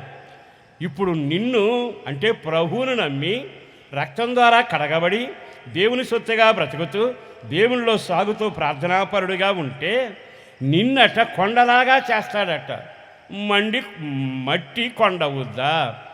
నేను మట్టి కట్టమేగా. నాకుండే కోపం నాకుంటుంది, మీకుండే కోపం మీకుంటుంది, వాళ్ళకుండే తిండిపోతాను వాళ్ళకుంటుంది, వీళ్ళకుండే అసూయ వీళ్ళకుంటుంది. అంతా మట్టి కట్టమేగా. మట్టి ఎంత ముచ్చటగా ఉంటుందో తెలుసా? ఎంత గట్టిగా ఉంటుందంటే అంత గట్టిగా ఉంటుంది. కానీ ఒక్క 10 నిమిషాలు వర్షం పడ్డాక చూడాలి, ఎంత గట్టిగా ఉన్నది నెమ్మదిగా మెత్తగా మారదు. అంటే అర్థమవుతుందా? మట్టికి ఉండే లక్షణం ఏమిటంటే వాళ్ళ జీవితంలో వాటం కొద్దీ మనుషులు మారతారు. పొగిడితే ఒక రకంగా ఉంటారు, తిడితే ఒక రకంగా ఉంటారు. ఇది మట్టి. మట్టికుండే మరో లక్షణం చెప్పనా? ఎంతైనా నీళ్లు పోయి పాపం అది తాగి తాగి తాగి ఆగినాక అప్పుడు నువ్వు తాగంటారు. అంటే తనకు స్వార్థం చూసుకుంటుంది మట్టి. నేను, నాది, నా సంఘం, నాను అనే ఆలోచన కలగొద్దు. మట్టికుండే మరో లక్షణం ఏమిటో తెలుసా? తన జీవితంలో పలికే పలుకులు చూస్తే ఆర్భాటంగా ఉంటుంది, చిన్న రాయి తగిలితే కొంప మునుగుతుంది. అంతసేపు ఆర్భాటంగా కనపడుతుందా? ఇది మట్టి లక్షణం. మీరు ఎప్పుడు చూసినట్లే కొత్తగా చూస్తారేమిటి? మీరు కావాలని నిండు కొండలాగా, సంఘంలో గొప్ప వ్యక్తిలాగా, ముచ్చల్లాగా ఉంటారు. ఒక్క రోజున కానీ ప్రసంగం అతగాన్ని తగిలిందనుకో, ఏమవుద్ది? ఏం మాట్లాడరు మీరు. ఈ గుడికే రావాలా? అసలు పాయింట్ అంతా నాకే, నన్ను గురించి. కొండ రాయి తగిలితే కొండో రాగి చెంబో తెలుసుద్దండి. మీరంతా మిమ్మల్ని చూస్తుంటే భక్తుల్లా కనపడుతున్నారు, చాలా సంతోషం. మీరు ఇక్కడ అట్లాంటి వాళ్ళు ఉంటారని కాదు, కానీ మట్టి కట్టానికి ఉండే లక్షణం ఏమిటంటే పొగిడినంతసేపు పర్వాలా, నువ్వు ఇంద్రుడు చంద్రుడు అంటే నీళ్ళన్నా చల్లబెడతావు. కానీ చిన్న దెబ్బ కొడితే పంప ముంచినట్టుగా ఉన్నదంతా వలకబోస్తుంది. ఇక నా వల్ల కాదని కాడి పారేస్తారు. అంటే మట్టి లక్షణం. సంఘాల్లో మట్టి కట్టాలు ఎక్కువ అయిపోయాయి. నేను మీరు మట్టి వాళ్ళమేగా. అయితే విచిత్రం ఏమిటో తెలుసా? ఈ మట్టిని, ఈ వ్యక్తిని, ప్రభువుని నమ్మితే ఆ నమ్మకస్తుడు అంటున్నాడు, ఈ మట్టిని కొండలాగా నేను చేస్తాను. చేతులు ఆమేన్ చెప్పగలరా? గట్టిగా చెప్పండి, ఆమేన్. ఇప్పుడు మీకు తెలిసినంత వరకు బిల్డింగులు కడుతున్నారుగా, 20 అంతస్తులు కడుతున్నారు. ఇనుము వాడుతున్నారా లేదా? గట్టిగా చెప్పాలి. ఆ ఇనుమును చూసి ఏమిటండి భలే కట్టారు, ఎన్ని అంతస్తులు, ఎంత బ్రిడ్జిలను ఆగుతుందిగా. ఎంతకి మీ ఇనుము ఎక్కడి నుంచి వచ్చింది? ఆకాశం నుంచి ఏలాడితే తీసుకున్నామా? ఇనుము ఎక్కడుంది? రాగి ఎక్కడుంది? ఇత్తడి ఎక్కడుంది? వెండి ఎక్కడుంది? ఇవన్నీ ఎక్కడున్నాయి? మాట్లాడండి, నాకు వినపట్ల, అందుకని చెప్పండి. ఎక్కడున్నాయి? మట్టిలో ఉన్నాయని ఇవన్నీ. బంగారం అక్కడే ఉంది, మట్టి అక్కడే ఉంది, బొగ్గు అక్కడే ఉంది, అన్నీ అక్కడే ఉన్నాయి. కానీ విచిత్రం ఏంటంటే ఈ మట్టిలో ఉన్న ఇనుము అట్ట పెద్ద బ్రిడ్జిని నిలబెట్టింది. అట 20 అంతస్తుల బిల్డింగ్ని నిలబెట్టింది. మట్టేగా ఇది. కానీ ఈ మట్టి కదలని స్థితికి నడిపిస్తాడు దేవుడు. ఈ రాత్రి ఎందుకో పరిశుద్ధాత్మ దేవుడు చాలా తేడాగా చెబుతున్నాడు. మట్టిగా నువ్వు బ్రతికినంత కాలం, శరీరానుసారంగా జీవించినంత కాలం, నీకు దోచినట్టుగా నడిచినంత కాలం, నా ఇష్టమే కానీ దేవుని చిత్తం కాదని నడిచినంత కాలం నీ బ్రతుకు మట్టే. కానీ ఆ మట్టిలోంచి ఇనుము తొలగిస్తాడు, అందులోంచి వెండి తీస్తాడు, అందులోంచి బొగ్గు బయటకు వస్తుంది. ఆ వచ్చిన బొగ్గు మొన్నటిదాకా మట్టిలో ఉంది. నా చిన్నప్పుడు బొగ్గు ఇంజిన్లు లేవు. ఈ మట్టిలో ఉన్న బొగ్గు ఇంజిన్ని నడిపి జనాన్ని ఈ ఊరించి ఆ ఊరికి తీసుకెళ్ళింది. అంత శక్తి ఎక్కడ వచ్చింది? నిన్నటిదాకా మట్టి. దండం పెడి చెబుతున్న సంఘంలో మట్టిగా ఉన్నంత కాలం, సమాజంలో మట్టిగా ఉన్నంత కాలం, బైబిల్ చదువుతూ మట్టి స్వభావంలో ఉన్నంత కాలం, దేవుళ్ళో ఉన్నామని ఆర్భాటం కలిసినంత కాలం నీ జీవితంలో కాదు. ఆ మట్టిలో నుంచి విలువైన ఇనుము బయటికి రావాలి. వేరుపాటు జీవితం ఎక్కడ ప్రారంభమవుతుందో అక్కడ అద్భుతాలు జరగబోతా ఉన్నాయి, ఆశ్చర్యకార్యాలు జరగబోతా ఉన్నాయి. నువ్వు అందులో ఏకమైనంత కాలం నీ వల్ల ఏమీ కార్యం జరగదు. అందుకే దేవుడు అన్నాడు కదా, మూర్ఖులైన ఈ ప్రజల నుంచి వేరవ్వండి. ఈ పక్క అంటాడు కదా, వారితో కలవకండి, నేను మీకు దేవుడైనట్లుగా వారిలో నుంచి వెలపరగరండి. ఈ రోజున నువ్వు కదలని స్థితిలో నిన్ను నిలబెట్టగలన నమ్మదగిన వాడెక్కడ ఉన్నాడు. నేను దేవుని సందులో భక్తిలో చాలాసార్లు జారిపడినప్పుడల్లా ప్రభు ఈసారి క్షమించే ప్రభు, ఈసారి ఇంకొకసారి నేను అట్లాంటి పొరపాటు చేయనయ్యాను. మళ్ళా ప్రార్థన చేసుకుంటే ఒక 4 వారాలు బాగా ఉండేవాడిని. మళ్ళా పడిపోవటం ఇవన్నీ జరుగుతూనే వచ్చాయి. అప్పుడు అనుకున్నాను, వయసు వస్తే కరెక్ట్గా ఉంటానేమో, లేదనుకుంటే ఎక్కువగా భక్తులతో ఉంటే కరెక్ట్గా ఉంటానేమో. అసలు విషయం ఏంటంటే దేవుడు చాలా తేటగా చెప్పింది, మట్టిగా ఉన్నంత కాలం అట్లాగానే ఉంటుంది. కానీ మట్టి స్వభావానికి విడాకులు ఇవ్వాలి, దైవ చిత్తం నెరవేర్చబడి వేరుపాడు జీవితం మొదలవ్వాలి. ఓ పెద్ద దైవజనుడు నా దగ్గరకు వచ్చాడు, పెద్ద ఆయన, చాలా పెద్ద ఆయన. నాకు ఓ రకంగా ఈ పత్రికలను నేర్పిన ఆయన కేరళ, ఆయన భాష రాదు కానీ తెలుగు మాట్లాడేవాడు. నేనంతా తెలుగులో రాసి పెట్టేవాడిని. ఆయన ఒక రోజు నాది తల మీద చేతుల నుంచి ఒక చిన్న ప్రార్థన చేశాడు, ప్రభువా ఇతగాడు ఇప్పటి వరకు ఇలాగే ఉన్నాడు, ఇతన్ని ఏ విధం చేతనైనా ఒక ఇనుప పనిముట్టిగా, ఇత్తడి పనిముట్టిగా, ఇనుప స్తంభంగా చేయి ప్రభు అని ప్రార్థన చేశాడు. ప్రార్థన అంతా అయినాక నేను అడిగాను, ఏమిటండి అట్లా ప్రార్థన చేశారు అని. నువ్వు మట్టిగా ఉన్నంత కాలం నీ వల్ల ఏమీ జరగదు, కానీ ప్రభు శక్తిమంతుడు, సమర్థుడు, నమ్మకస్తుడు అంటే ఏమిటన్నా, నీలోని మట్టి స్వభావాలన్నీ ఈ రోజు నుంచి విడగొడతాడు. దేవుని కొరకు ప్రతిష్టత జీవితం నీలో మొదలవబోతుంది. అలా ప్రార్థన చేశాడండి. ఆ ప్రార్థన నాలో క్రియ జరిగించింది. ఆ రోజు నుంచి ప్రతిష్టత అన్నా, పవిత్రత అన్నా, నమ్మకత్వం, దేవుని కొరకు బతకడం, అగ్నిలాగా అభిషేకం నిలబడటం మొదలయ్యింది. అలా అలా అలా వీరైన తర్వాత నేను నిలబడ్డాను, సంఘం నిలబడుతుంది, పరిచర్య నిలబడుతుంది. దేవుని పేరట ఏ కార్యం జరిగించినా ఇనుము 7 అంతస్తుల బిల్డింగ్ను నిలబెట్టినట్టుగా దేవుని కృపే ఆ కార్యం చేయటం మొదలుపెట్టింది. ఈ రోజున దండం పెడి చెబుతున్నా, నువ్వు మట్టిలో కలిసి ఉన్నంత కాలం నేనేం చేస్తా, నా వల్ల ఏమవుద్ది, నేనేం చేయగలను, దమ్ము కొట్టడం కుదరదు, మైకి పెట్టడం కుదరదు. నీ జీవితం వేర్పాటు జీవితం ఉండాలిగా, ప్రత్యక్ష కలిగిన జీవితం ఉండాలిగా, ప్రభు కొరకు బారాలుగా. ఇనుము అందులో నుంచి వచ్చింది, వెండి అందులో నుంచి వచ్చింది, బంగారం అందులో నుంచి వచ్చింది. నా దేవుడు ఎవరో తెలుసా? నీకున్న ప్రతి విధమైన బలహీనతలు సరిచేయడానికి ఇష్టపడిన దేవుడు. నిన్ను నీవు ఆయనకు అప్పగించుకుంటే మేలిమి బంగారము బయటికి తీయునగాక, నీ జీవితంలో వెండి వెలపలకు తీసుకొని వచ్చునగాక, ఇనుమును వెలపలకు తీసుకొని వచ్చునగాక. తర్వాత కొండలాగా మారిందట. ఆ కొండను కదిలించాలని ఎంతమంది ఊపారట, ఎవరు ఊపినా కొండ ఓగల. దానియేలు గ్రంథంలోకి వెళతాం కదా, ఎంత దారుణంగా రాజు వాళ్ళని కదిలించడానికి చట్టం చేశాడు. ఏమని చేశాడు? ఈ 40 రోజులు ప్రార్థన చేయకూడదు, 30 రోజులు ప్రార్థన చేయకూడదు అని అక్కడ చెప్పాడు. నేను పెట్టిన దానికే దండం పెట్టమని ఇక్కడ చెప్పాడు. కానీ కదిలిపోయేవాళ్ళంతా కదిలిపోయారు, కానీ కదలని వ్యక్తులు అలాగే నిలబడ్డారు. తర్వాత ఏమైంది? అగ్నిగుండంలో వేసినా వాళ్ళు స్థిరంగానే నిలబడ్డారు, సింహబోన్లో వేసినా స్థిరంగానే నిలబడ్డారు. ఇంతకే సింహబోన్ ఎందుకు వచ్చింది, అగ్నిగుండం ఎందుకు వచ్చిందంటే, వీరు ఎంత శ్రమగా ఉన్నారో కనబడేట్టుగా చేసినాక ఇనుము బయటకు వచ్చాక కొనడం జరిగింది. కొనడం తర్వాత కట్టడం మొదలైంది. కట్టడాలు మొదలుపెట్టినాక జనం నిలబట్టడం మొదలుపెట్టారు. దీని అంతటి కారణం ఏంటంటే బబులోను రాజు నోట్లోంచి ఒక మాట దేవుడు చెప్పించాడు. దానియేలు దేవుడే దేవుడు, షడ్రక్ మిషక్ అబేద్నెగోల దేవుడే దేవుడు. జనం మొత్తం మారారుగా. నువ్వు ఇనువుగా ఉంటే చాలు, దేవుని చేత అప్పగించుకుంటే నీలో ఆ విశ్వాసపు బంగారాన్ని బయటికి తెస్తాడు. నీ జీవితంలో వెండిని తీసుకొస్తాడు, బలమైన కార్యాలు జరిగిస్తాడు. నీ ద్వారా గొప్ప కార్యం జరగబోతా ఉంది. నీ కుటుంబాలు కట్టబడబోతా ఉన్నాయి. నీ పరిచర్య విస్తరించబడబోతా ఉంది. ఊహకు మించిన ఘనకార్యాలు నా దేవుడు చేయడానికి ఇష్టపడుతున్నాడు. నేను ఈ వాక్యం చదివిన రోజున నా కళ్ళు తెరిచేట్టుగా దేవుడు చూపించాడు. మనం నమ్మటం చేత అయితే చాలు. నమ్మకస్తుడు ఇక్కడే ఉన్నాడు. నమ్మటం చేతనైతే, ఆశ్రయించడం చేతనైతే, అయ్యాని పాదాల పట్టడం చేతనైతే నమ్మకస్తుడు అంటాడు. మట్టి ఘటమా కొండలాగా చేయబోతున్నాను, మట్టి ఘటమా ఇనప స్తంభంలాగా చేయబోతున్నాను. ఇర్మియా గ్రంథం 1వ అధ్యాయము 18వ వాక్యాన్ని ఒక్కసారి చూడండి. ఇర్మియా గ్రంథం 1వ అధ్యాయం 18.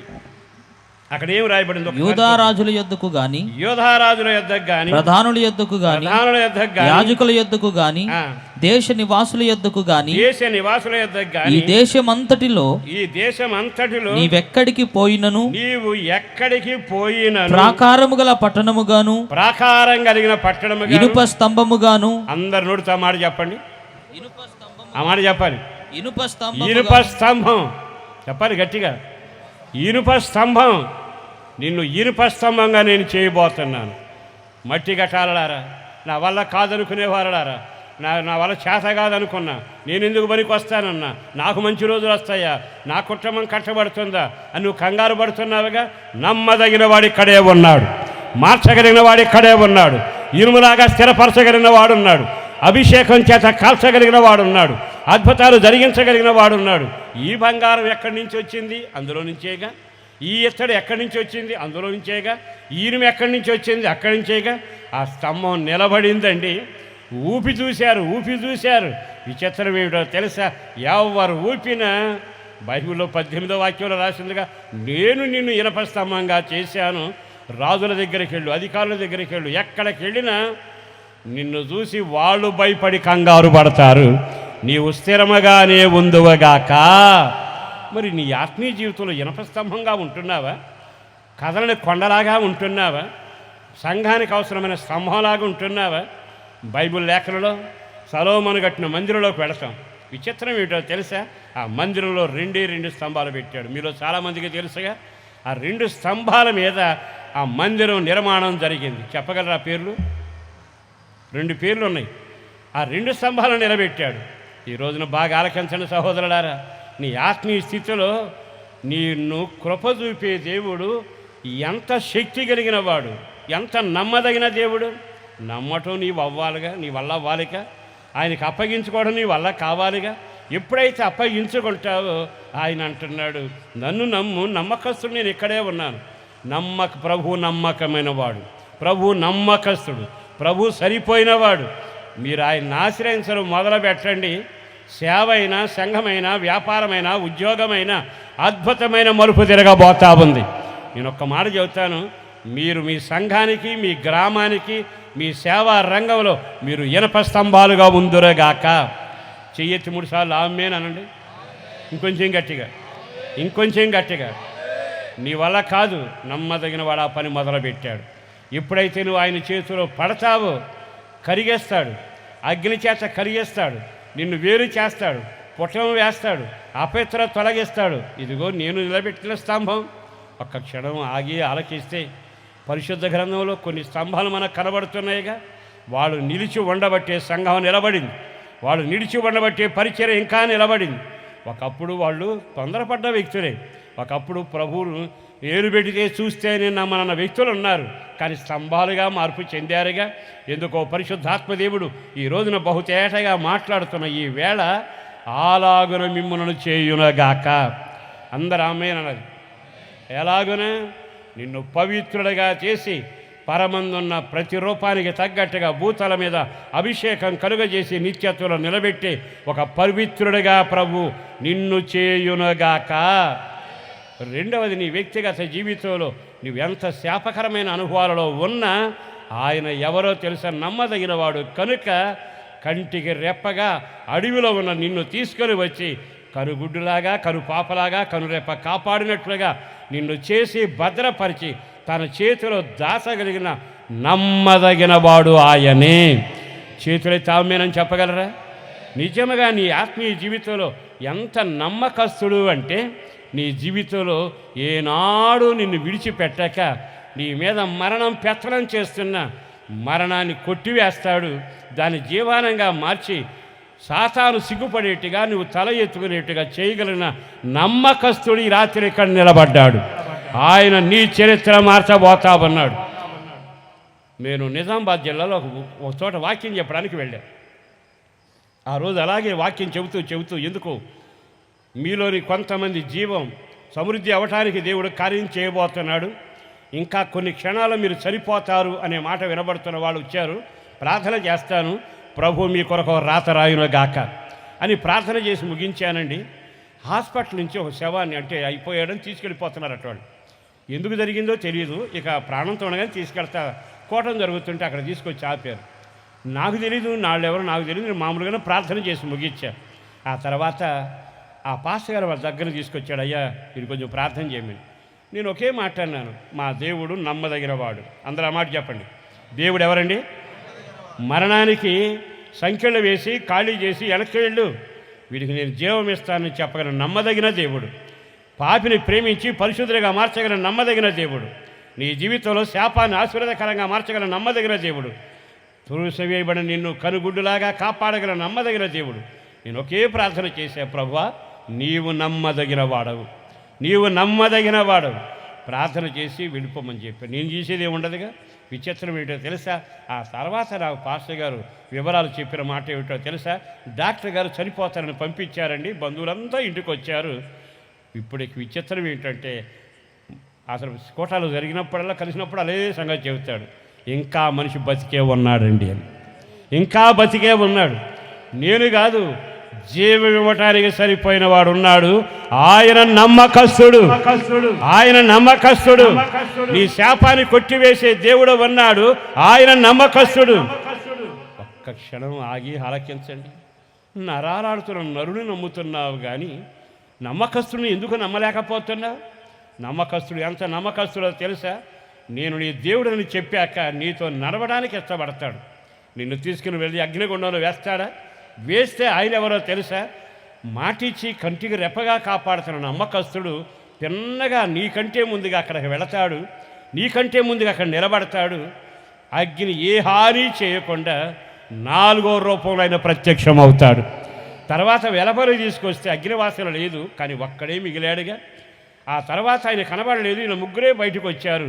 ఈ శుభవేళ ఒక సేవకుడుగా నేను చెప్పగలిగిన మాట ఈ వాక్యం. నేను ప్రభు దగ్గర ప్రార్థన చేస్తున్నప్పుడల్లా నన్ను అనేకసార్లు ధైర్యపరిచింది. మిమ్మల్ని పిలిచిన వాడు నమ్మదగినవాడు. సాతానికి అప్పగించడు, మరణానికి అప్పగించడు, శాపానికి అప్పగించడు, అవమానానికి అప్పగించడు, భయంకరమైన మరణపు ఛాయలో నిన్ను నడవనివ్వడు. ఆ నమ్మకస్తుడు నీ కొరకు గొప్ప కార్యములు చేయునగాక, మీ కొరకు గొప్ప కార్యములు చేయునగాక. మరి ఈరోజు ఆయన వైపు తిరిగితే ఆ నమ్మకస్తుడు ఎంతవరకు నడిపిస్తాడో చెప్పను. బైబిల్లో ఉంది, నిర్గమాకాండంలో రాశాడు, గద్ద తన పిల్లలను రెక్కల మీద మోసినట్టుగా నేను మిమ్మల్ని మోసాను, నడిపించాను. ఎంతవరకు నడిపిస్తాడో అంటే మత్తయిలో చెప్పాడు, పాత నిబంధనలో చెప్పాడు, సదాకాలం మీతో నేను ఉంటాను. ఆ మాట నిర్ణయం చేశాడుగా. అన్నిటికంటే విశేషమైన అనుభవం ఏమిటో తెలుసా? ఆ నమ్మదగిన దేవుడు ఆఖరి వరకు నడిపించి యోర్దాను దాటించాడు, ఎరుకోను దాటించాడు, యుద్ధాలు దాటించాడు, కరువును దాటించాడు, తెగులును దాటించాడు, పాలు తేనెల దేశములకు తీసుకుని వెళ్ళేంత వరకు నమ్మకస్తుడిగా మాట నిలబెట్టుకున్నాడు. ఆ నమ్మకస్తుడి రాత్రి ఇక్కడ నిలబడ్డాడు. ఆ నమ్మకస్తుడు నీ వైపు చూస్తున్నాడు. ఆయన అంటున్న మాట ఏమిటంటే, పౌలు గారు చాలా తేటగా అంటున్నాడు, మిమ్మల్ని పిలిచిన వాడు ఈ నమ్మకస్తుడే, నమ్మకంగా కార్యాలు చేయగలిగిన వాడే. అవసరమైతే బుధాన మీద మోస్తాడు, రెక్కల మీద తీసుకుని వెళతాడు, శోధనను తప్పిస్తాడు, శోధన తప్పించుకునే మార్గం కల్పిస్తాడు. అపవిత్రతలో చిక్కుపడకుండా కాపాడగలిగిన వాడు ఆఖరి వరకు నిన్ను నడిపించి నిత్యత్వానికి నడిపించడానికి సరిపోయిన వాడే. ఆయన అలాగున చేయును, పరిశుద్ధులుగా చేయునుగాక. మరణం నుంచి జీవంలోకి మార్చునగాక. గట్టిగా చెప్పండి ఆమేన్.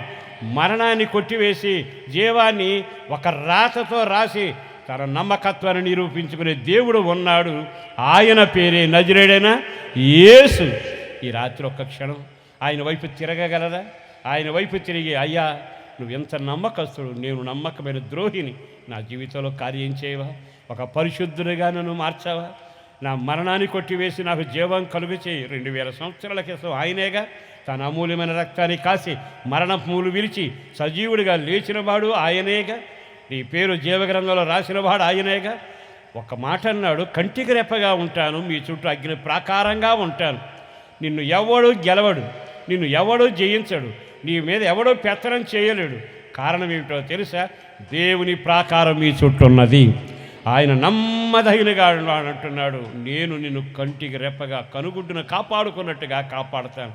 ఎందుకో ఈ మాటలు చదివినప్పుడల్లా జారిపోయిన నన్ను, పడిపోయిన నన్ను, ఒక్కోసారి జీవితంలో సేవ చేయలేరు అనుకున్న నా జీవితాల్లో విప్లవాత్మగా కార్యం చేస్తూ ఈ రోజు వరకు మీ ముందు సాక్షిగా నిలబెట్టిన ఆ నమ్మదగిన వానికి మహిమ కలుగునగాక.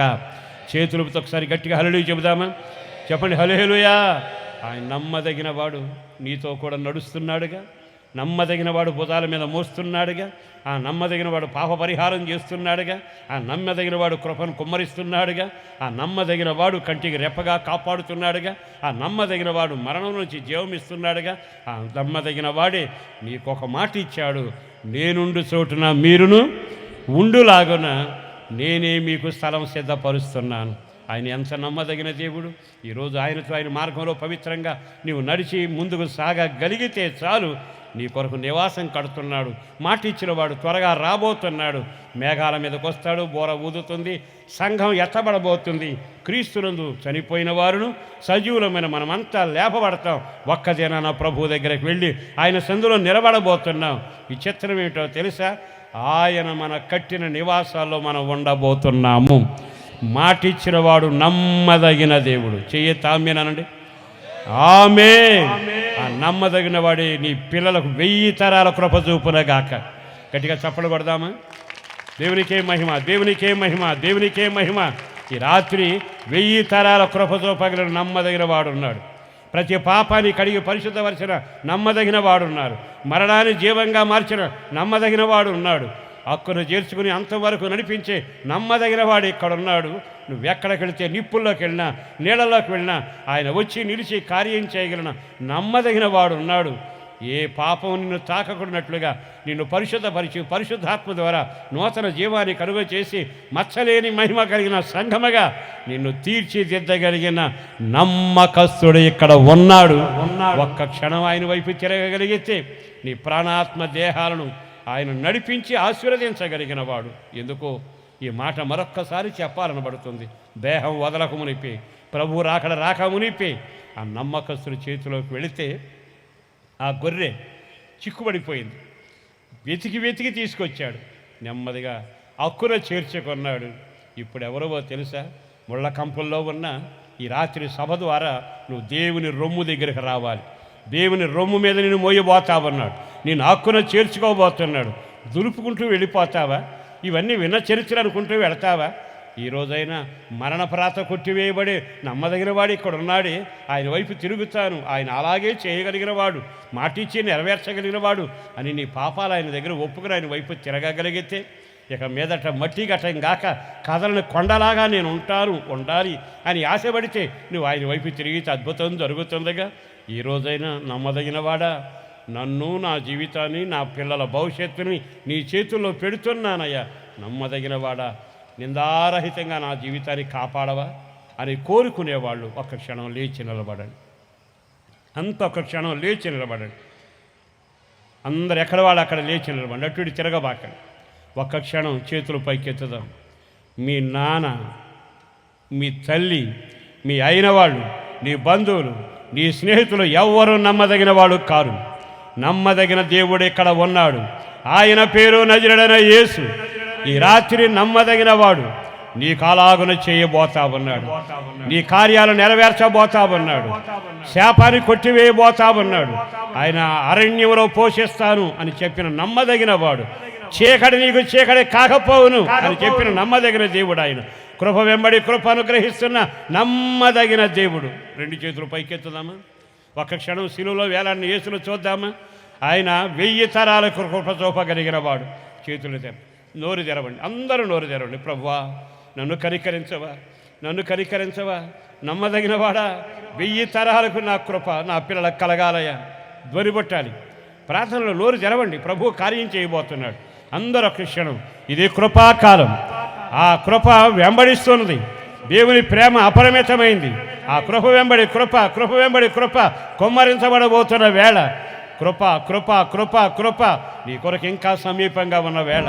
అయ్యా నన్ను కనికరించవా, నేను ఇప్పుడు చెట్టు మీద ఉన్నానయ్యా, సమాధుల దొడ్డులోనూ ఉన్నానయ్యా, కృంగిపోయి ఉన్నానయ్యా, అడవిలో ఉన్నానయ్యా, ఆదరణ లేకుండా ఉన్నానయ్యా, ఒంటరిగా ఉన్నానయ్యా, జీవితంలో చీకటి మధ్యలో ఉన్నాను, నానేవాడు నాకెవరు లేరయ్యా. నమ్మదగిన వాడా, ఒక్క క్షణం నా వైపు చేయి చాపవా. ఇదిగో నీ వైపు నేను తిరుగుతున్నానని ఆయన వైపు తిరిగి నీవు ఆయన బ్రతిమలాడగలిగితే ఆయన మిమ్మల్ని పిలిచాడు. నమ్మదగిన వాడు, ప్రయోజకుడుగా మారుస్తాడు, బలిపీఠంగా మార్చగలిగిన వాడు, సమితిగా మార్చగలిగిన వాడు, పరలోక సొత్తుగా మార్చగలిగిన వాడు, క్రియ చేయగలిగిన వాడు. ఆయన అద్భుతాలు జరిగించడానికి ఇష్టపడుతున్న వేళ చేతులు పైకెత్తుదా. నమ్మకస్తుడా, నా ప్రాణం నీ చేతుల్లో పెడుతున్నాను, నా కుటుంబాన్ని నీ చేతుల్లో పెడుతున్నాను, నా పరిచయం నీ చేతుల్లో పెడుతున్నాను, నా ప్రాణాత్మ దేహాలు నీ చేతుల్లో పెడుతున్నానయ్యా. రోగినయ్యా, మరణ పంచంలో ఉన్నాను అని ఆయన వైపు నువ్వు చెయ్యెత్తి ప్రార్థన చేయగలిగితే ఆ నమ్మకస్తుడు ఈ రాత్రి కార్యం చేయబోతున్నాడు. ఆ నమ్మకస్తుడు ఈ రాత్రి నీతో నడవబోతున్నాడు. ఈ రాత్రి నమ్మకస్తుడు నిన్ను కడగబోతా ఉన్నాడు. ఈ రాత్రి ఆయన అద్భుతాలు చేయబోతా ఉన్నాడు. ఈ పిల్లలకు మంచి తలుపులు తీయబోతా ఉన్నాడు. వెలుగుతో నింపబోతా ఉన్న వేళ అందరూ చేతులు పైకి, చేతులు పైకి. ఎవరికి వాళ్ళు నోరు తెరవండి, ఎవరికి వాళ్ళు నోరు తెరవండి. ప్రార్థన ప్రార్థన వరి పట్టాలి, అందరూ నోరు తెరవాలి, ఎవరో మౌనంగా ఉండబాకండి. నమ్మదగిన వాడే, నలు దిశలా నెమ్మది కలుగ చేయువాడే. నమ్మదగిన వాడే, నలు దిశలా నెమ్మది కలుగ చేయువాడే. నా జీరు వ్రతము జీవితమంతా చేయుచు తిరిగినాడే. నాకై నిలువెల్ల సిలువలో నలిగి కరిగినాడే. నా జీరు వ్రతము జీవితమంతా చేయుచు తిరిగినాడే. నాకై నిలువెల్ల సిలువలో నలిగి కరిగినాడే. సరియారెవ్వరు నా ప్రియుడైన యేసయ్యను, సరియారెవ్వరు నా ప్రియుడైన యేసయ్యకు. సర్వము నెరిగిన సర్వేశ్వరునికి సరిహద్దులు లేని పరిశుద్ధుడు. అందరూ సర్వము నెరిగిన సర్వేశ్వరునికి సరిహద్దులు లేని పరిశుద్ధునికి. సరిగారెవ్వరు నా ప్రియుడైన యేసయ్యకు, సరిగారెవ్వరు నా ప్రియుడైన యేసయ్యకు. గట్టిగా గట్టిగా స్తోత్రం. గ్లోరీ.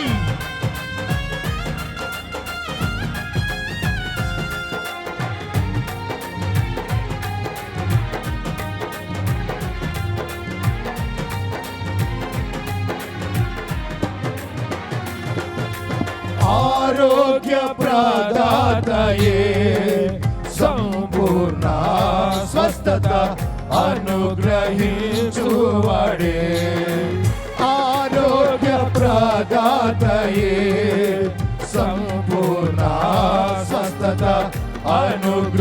అనుగ్రహించువాడే ఆశ్చర్య క్రియలు జీవితమంతా చేయుచు తిరిగినాడే నాకై కొరడాల దెబ్బలను అనుభవించినాడే నాకై కొరడాల దెబ్బలను అనుభవించినాడే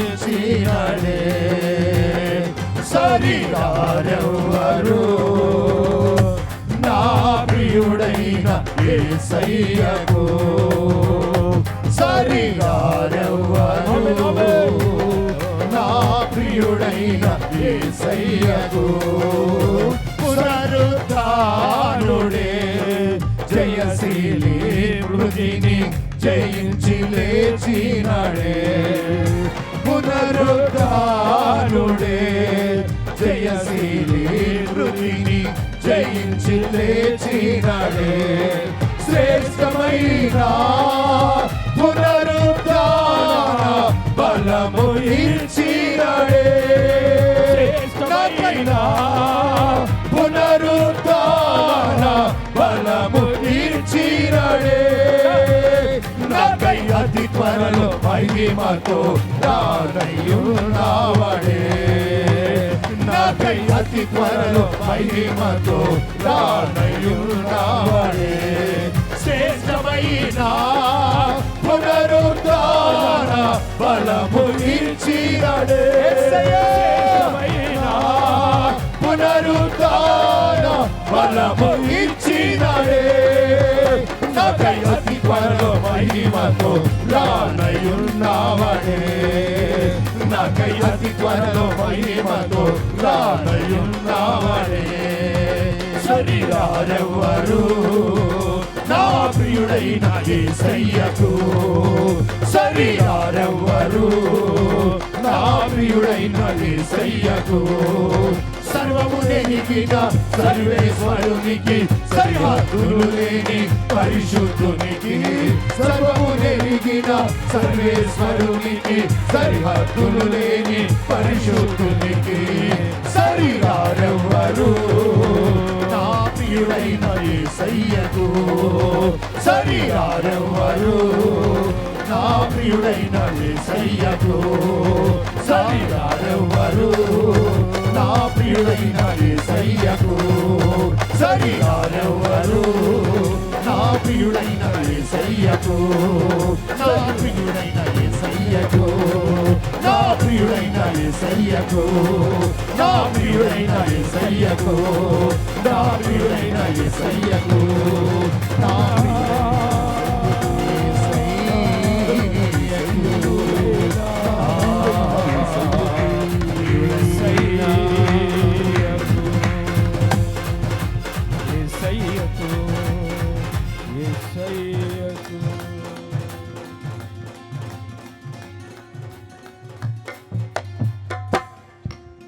అందరూ చేతులు పైకెత్తండి. దేవుడు దర్శిస్తున్న వేళ ప్రభు వాక్కు ద్వారా నీతో తేటగా మాట్లాడి నమ్మదగిన వాడు మచ్చలేని మహిమ కలిగిన సంఘంగా నిన్ను మారుస్తున్నాడు. నమ్మదగిన వాడు తన అధికార తాళము నీ చేతికిస్తా ఉన్నాడు. నమ్మదగిన దేవుడు నిత్యముగా ప్రభావం కలిగిన వ్యక్తిగా నిన్ను నడిపిస్తా ఉన్నాడు. నమ్మదగిన దేవుడు ఆయన పోలికగా నిన్ను మహిమ స్వరూపులను మార్చబోతా ఉన్నాడు. ఆయన నమ్మదగిన దేవుడు. రేపటి రోజున ఆయనతో నీవు కూర్చుండబోయే అవకాశాన్ని కలిగిస్తున్నవాడు. ఆ నమ్మదగిన వాడు తాళాలు ఇస్తాడుగా, పునరుద్ధాన శక్తి ఇస్తాడుగా, బలమిస్తాడుగా, అధికారం ఇస్తాడుగా, మహిమిస్తాడుగా, నిత్యత్వ స్థానం ఇస్తాడుగా. ఆ నమ్మదగిన దేవుడు నీకు దేవుడై ఉండాలి. ఆ నమ్మదగిన దేవుడు నీకు దేవుడై ఉండాలి. ఒక క్షణం ఆయన వైపు తిరిగి, ప్రభువా నన్ను నీ చేతుల్లో సమర్పించుకుంటున్నాను. ఒక్క క్షణం నీవు అలాగున చేయగలిగిన దేవుడు, నీవు అలాగున చేయగలిగిన దేవుడు. మచ్చలేని మహిమ కలిగిన సంఘంగా, అధికారం కలిగిన సంఘంగా, మహిమ కలిగిన సంఘంగా, మహిమ దేహంతో ఎత్తబడే కృపించే అనుభవంలోనికి నమ్మదగిన దేవా నన్ను నడిపించవా. నీ పునరుద్ధాన శక్తితో రెప్పపాటులో ఏగసి నేను పైకి రాగలగాలయ్యా. ఆ శక్తి కలిగిన కార్యాలను జరిగించాలయ్యా. నమ్మదగిన దేవా, ఈ కార్యాలు నా పట్ల చేయవా? కోరండి, అర్జించండి, చేతులెత్తండి, ప్రార్థన. ప్రేమ కలిగిన మా తండ్రి, నీ పరిశుద్ధ పుణ్యనామానికి వందనాలు చెల్లిస్తున్నామయ్యా. నీవెంతైనా నమ్మదగిన దేవుడు. ఈ సభల చివరి రాత్రి నమ్మదగిన దేవునిగా మీరు మాకు ప్రత్యక్షమైనందుకు మీకు స్తోత్రమయ్యా. నీవు నమ్మదగిన దేవునిగా ఉండి మా జీవితాలలో మీరు చేసిన కార్యాలు ఒక్కొక్కటిగా మీరు వివరించినందుకు వందనాలు. ప్రజలు చేతులు పైకెత్తారయ్యా. మేము పాపములో ఉండగా నమ్మదగిన దేవుడా, పాపములో నుంచి మమ్మలను విడిపించావు. నీ రక్తము చేత కడిగావు, పరిశుద్ధతను అనుగ్రహించావు. మహిమ కలిగిన నీ రాకడ కొరకు ఆయత్తపడినట్లు బలమైన కార్యం మీరు చేశారయ్యా. నీవు నమ్మదగిన వాడవయ్యా. కృప చూపుటకు ఐశ్వర్యవంతుడిగా ఈ రాత్రి మా మధ్యకు మీరు దిగి వచ్చినందుకు స్తోత్రమయ్యా. నీవు నమ్మదగిన వాడవయ్యా. అస్థిరమైన జీవితంలో ఉన్న మమ్ములను నీ బండ మీద మమ్ములను మీరు స్థిరపరిచినందుకై మీకు వందనాలు ప్రభువా. నమ్మదగిన దేవునిగా ఉండి మరణమునకు మమ్మల్ని అప్పగించక జీవానికి మీరు మమ్మల్ని అప్పగించినందుకు నమ్మదగిన వాడా మీకు వందనాలు చెల్లిస్తున్నా. ఈ సభలు ఎంత ఆశీర్వాదకరంగా మీరు జరిగించినందుకు స్తోత్రాలు. వాతావరణాన్ని, పరిస్థితులన్నిటినీ మీరు అనుకూలపరిచినందుకు స్తోత్రాలయ్యా. స్థానిక సంఘం కొరకు, సేవకుని కొరకు ప్రభువా మీకు స్తుతి చెల్లిస్తున్నాం. మరింతగా సేవను విస్తరింపచేయండి. కృప కలుగునుగాక. ఈ రాత్రి ఎంతమంది అయితే మీ సన్నిధికి కూడి వచ్చి ఉన్నారో ఈ ప్రాంగణంలో నిలిచిన వారందరి మీద మీ హస్తము చాపబడునుగాక. రోగులు స్వస్థత పొందుదురుగాక. సమస్యలో ఉన్నవారు విడుదల పొందుదురుగాక. నీ మహిమ గల రాకడ కొరకు ఒక గుంపు జనాంగం ఆయత్త పడునుగాక. అట్టి బలమైన కార్యం మీరు చేయబోతున్నందుకు వందనాలు. ఈ రాత్రి ఆత్మీయ తండ్రి గారికి మీరు ఇచ్చిన ఆరోగ్యం కొరకు, రెట్టింపు అభిషేకం కొరకు స్తుతినాయన.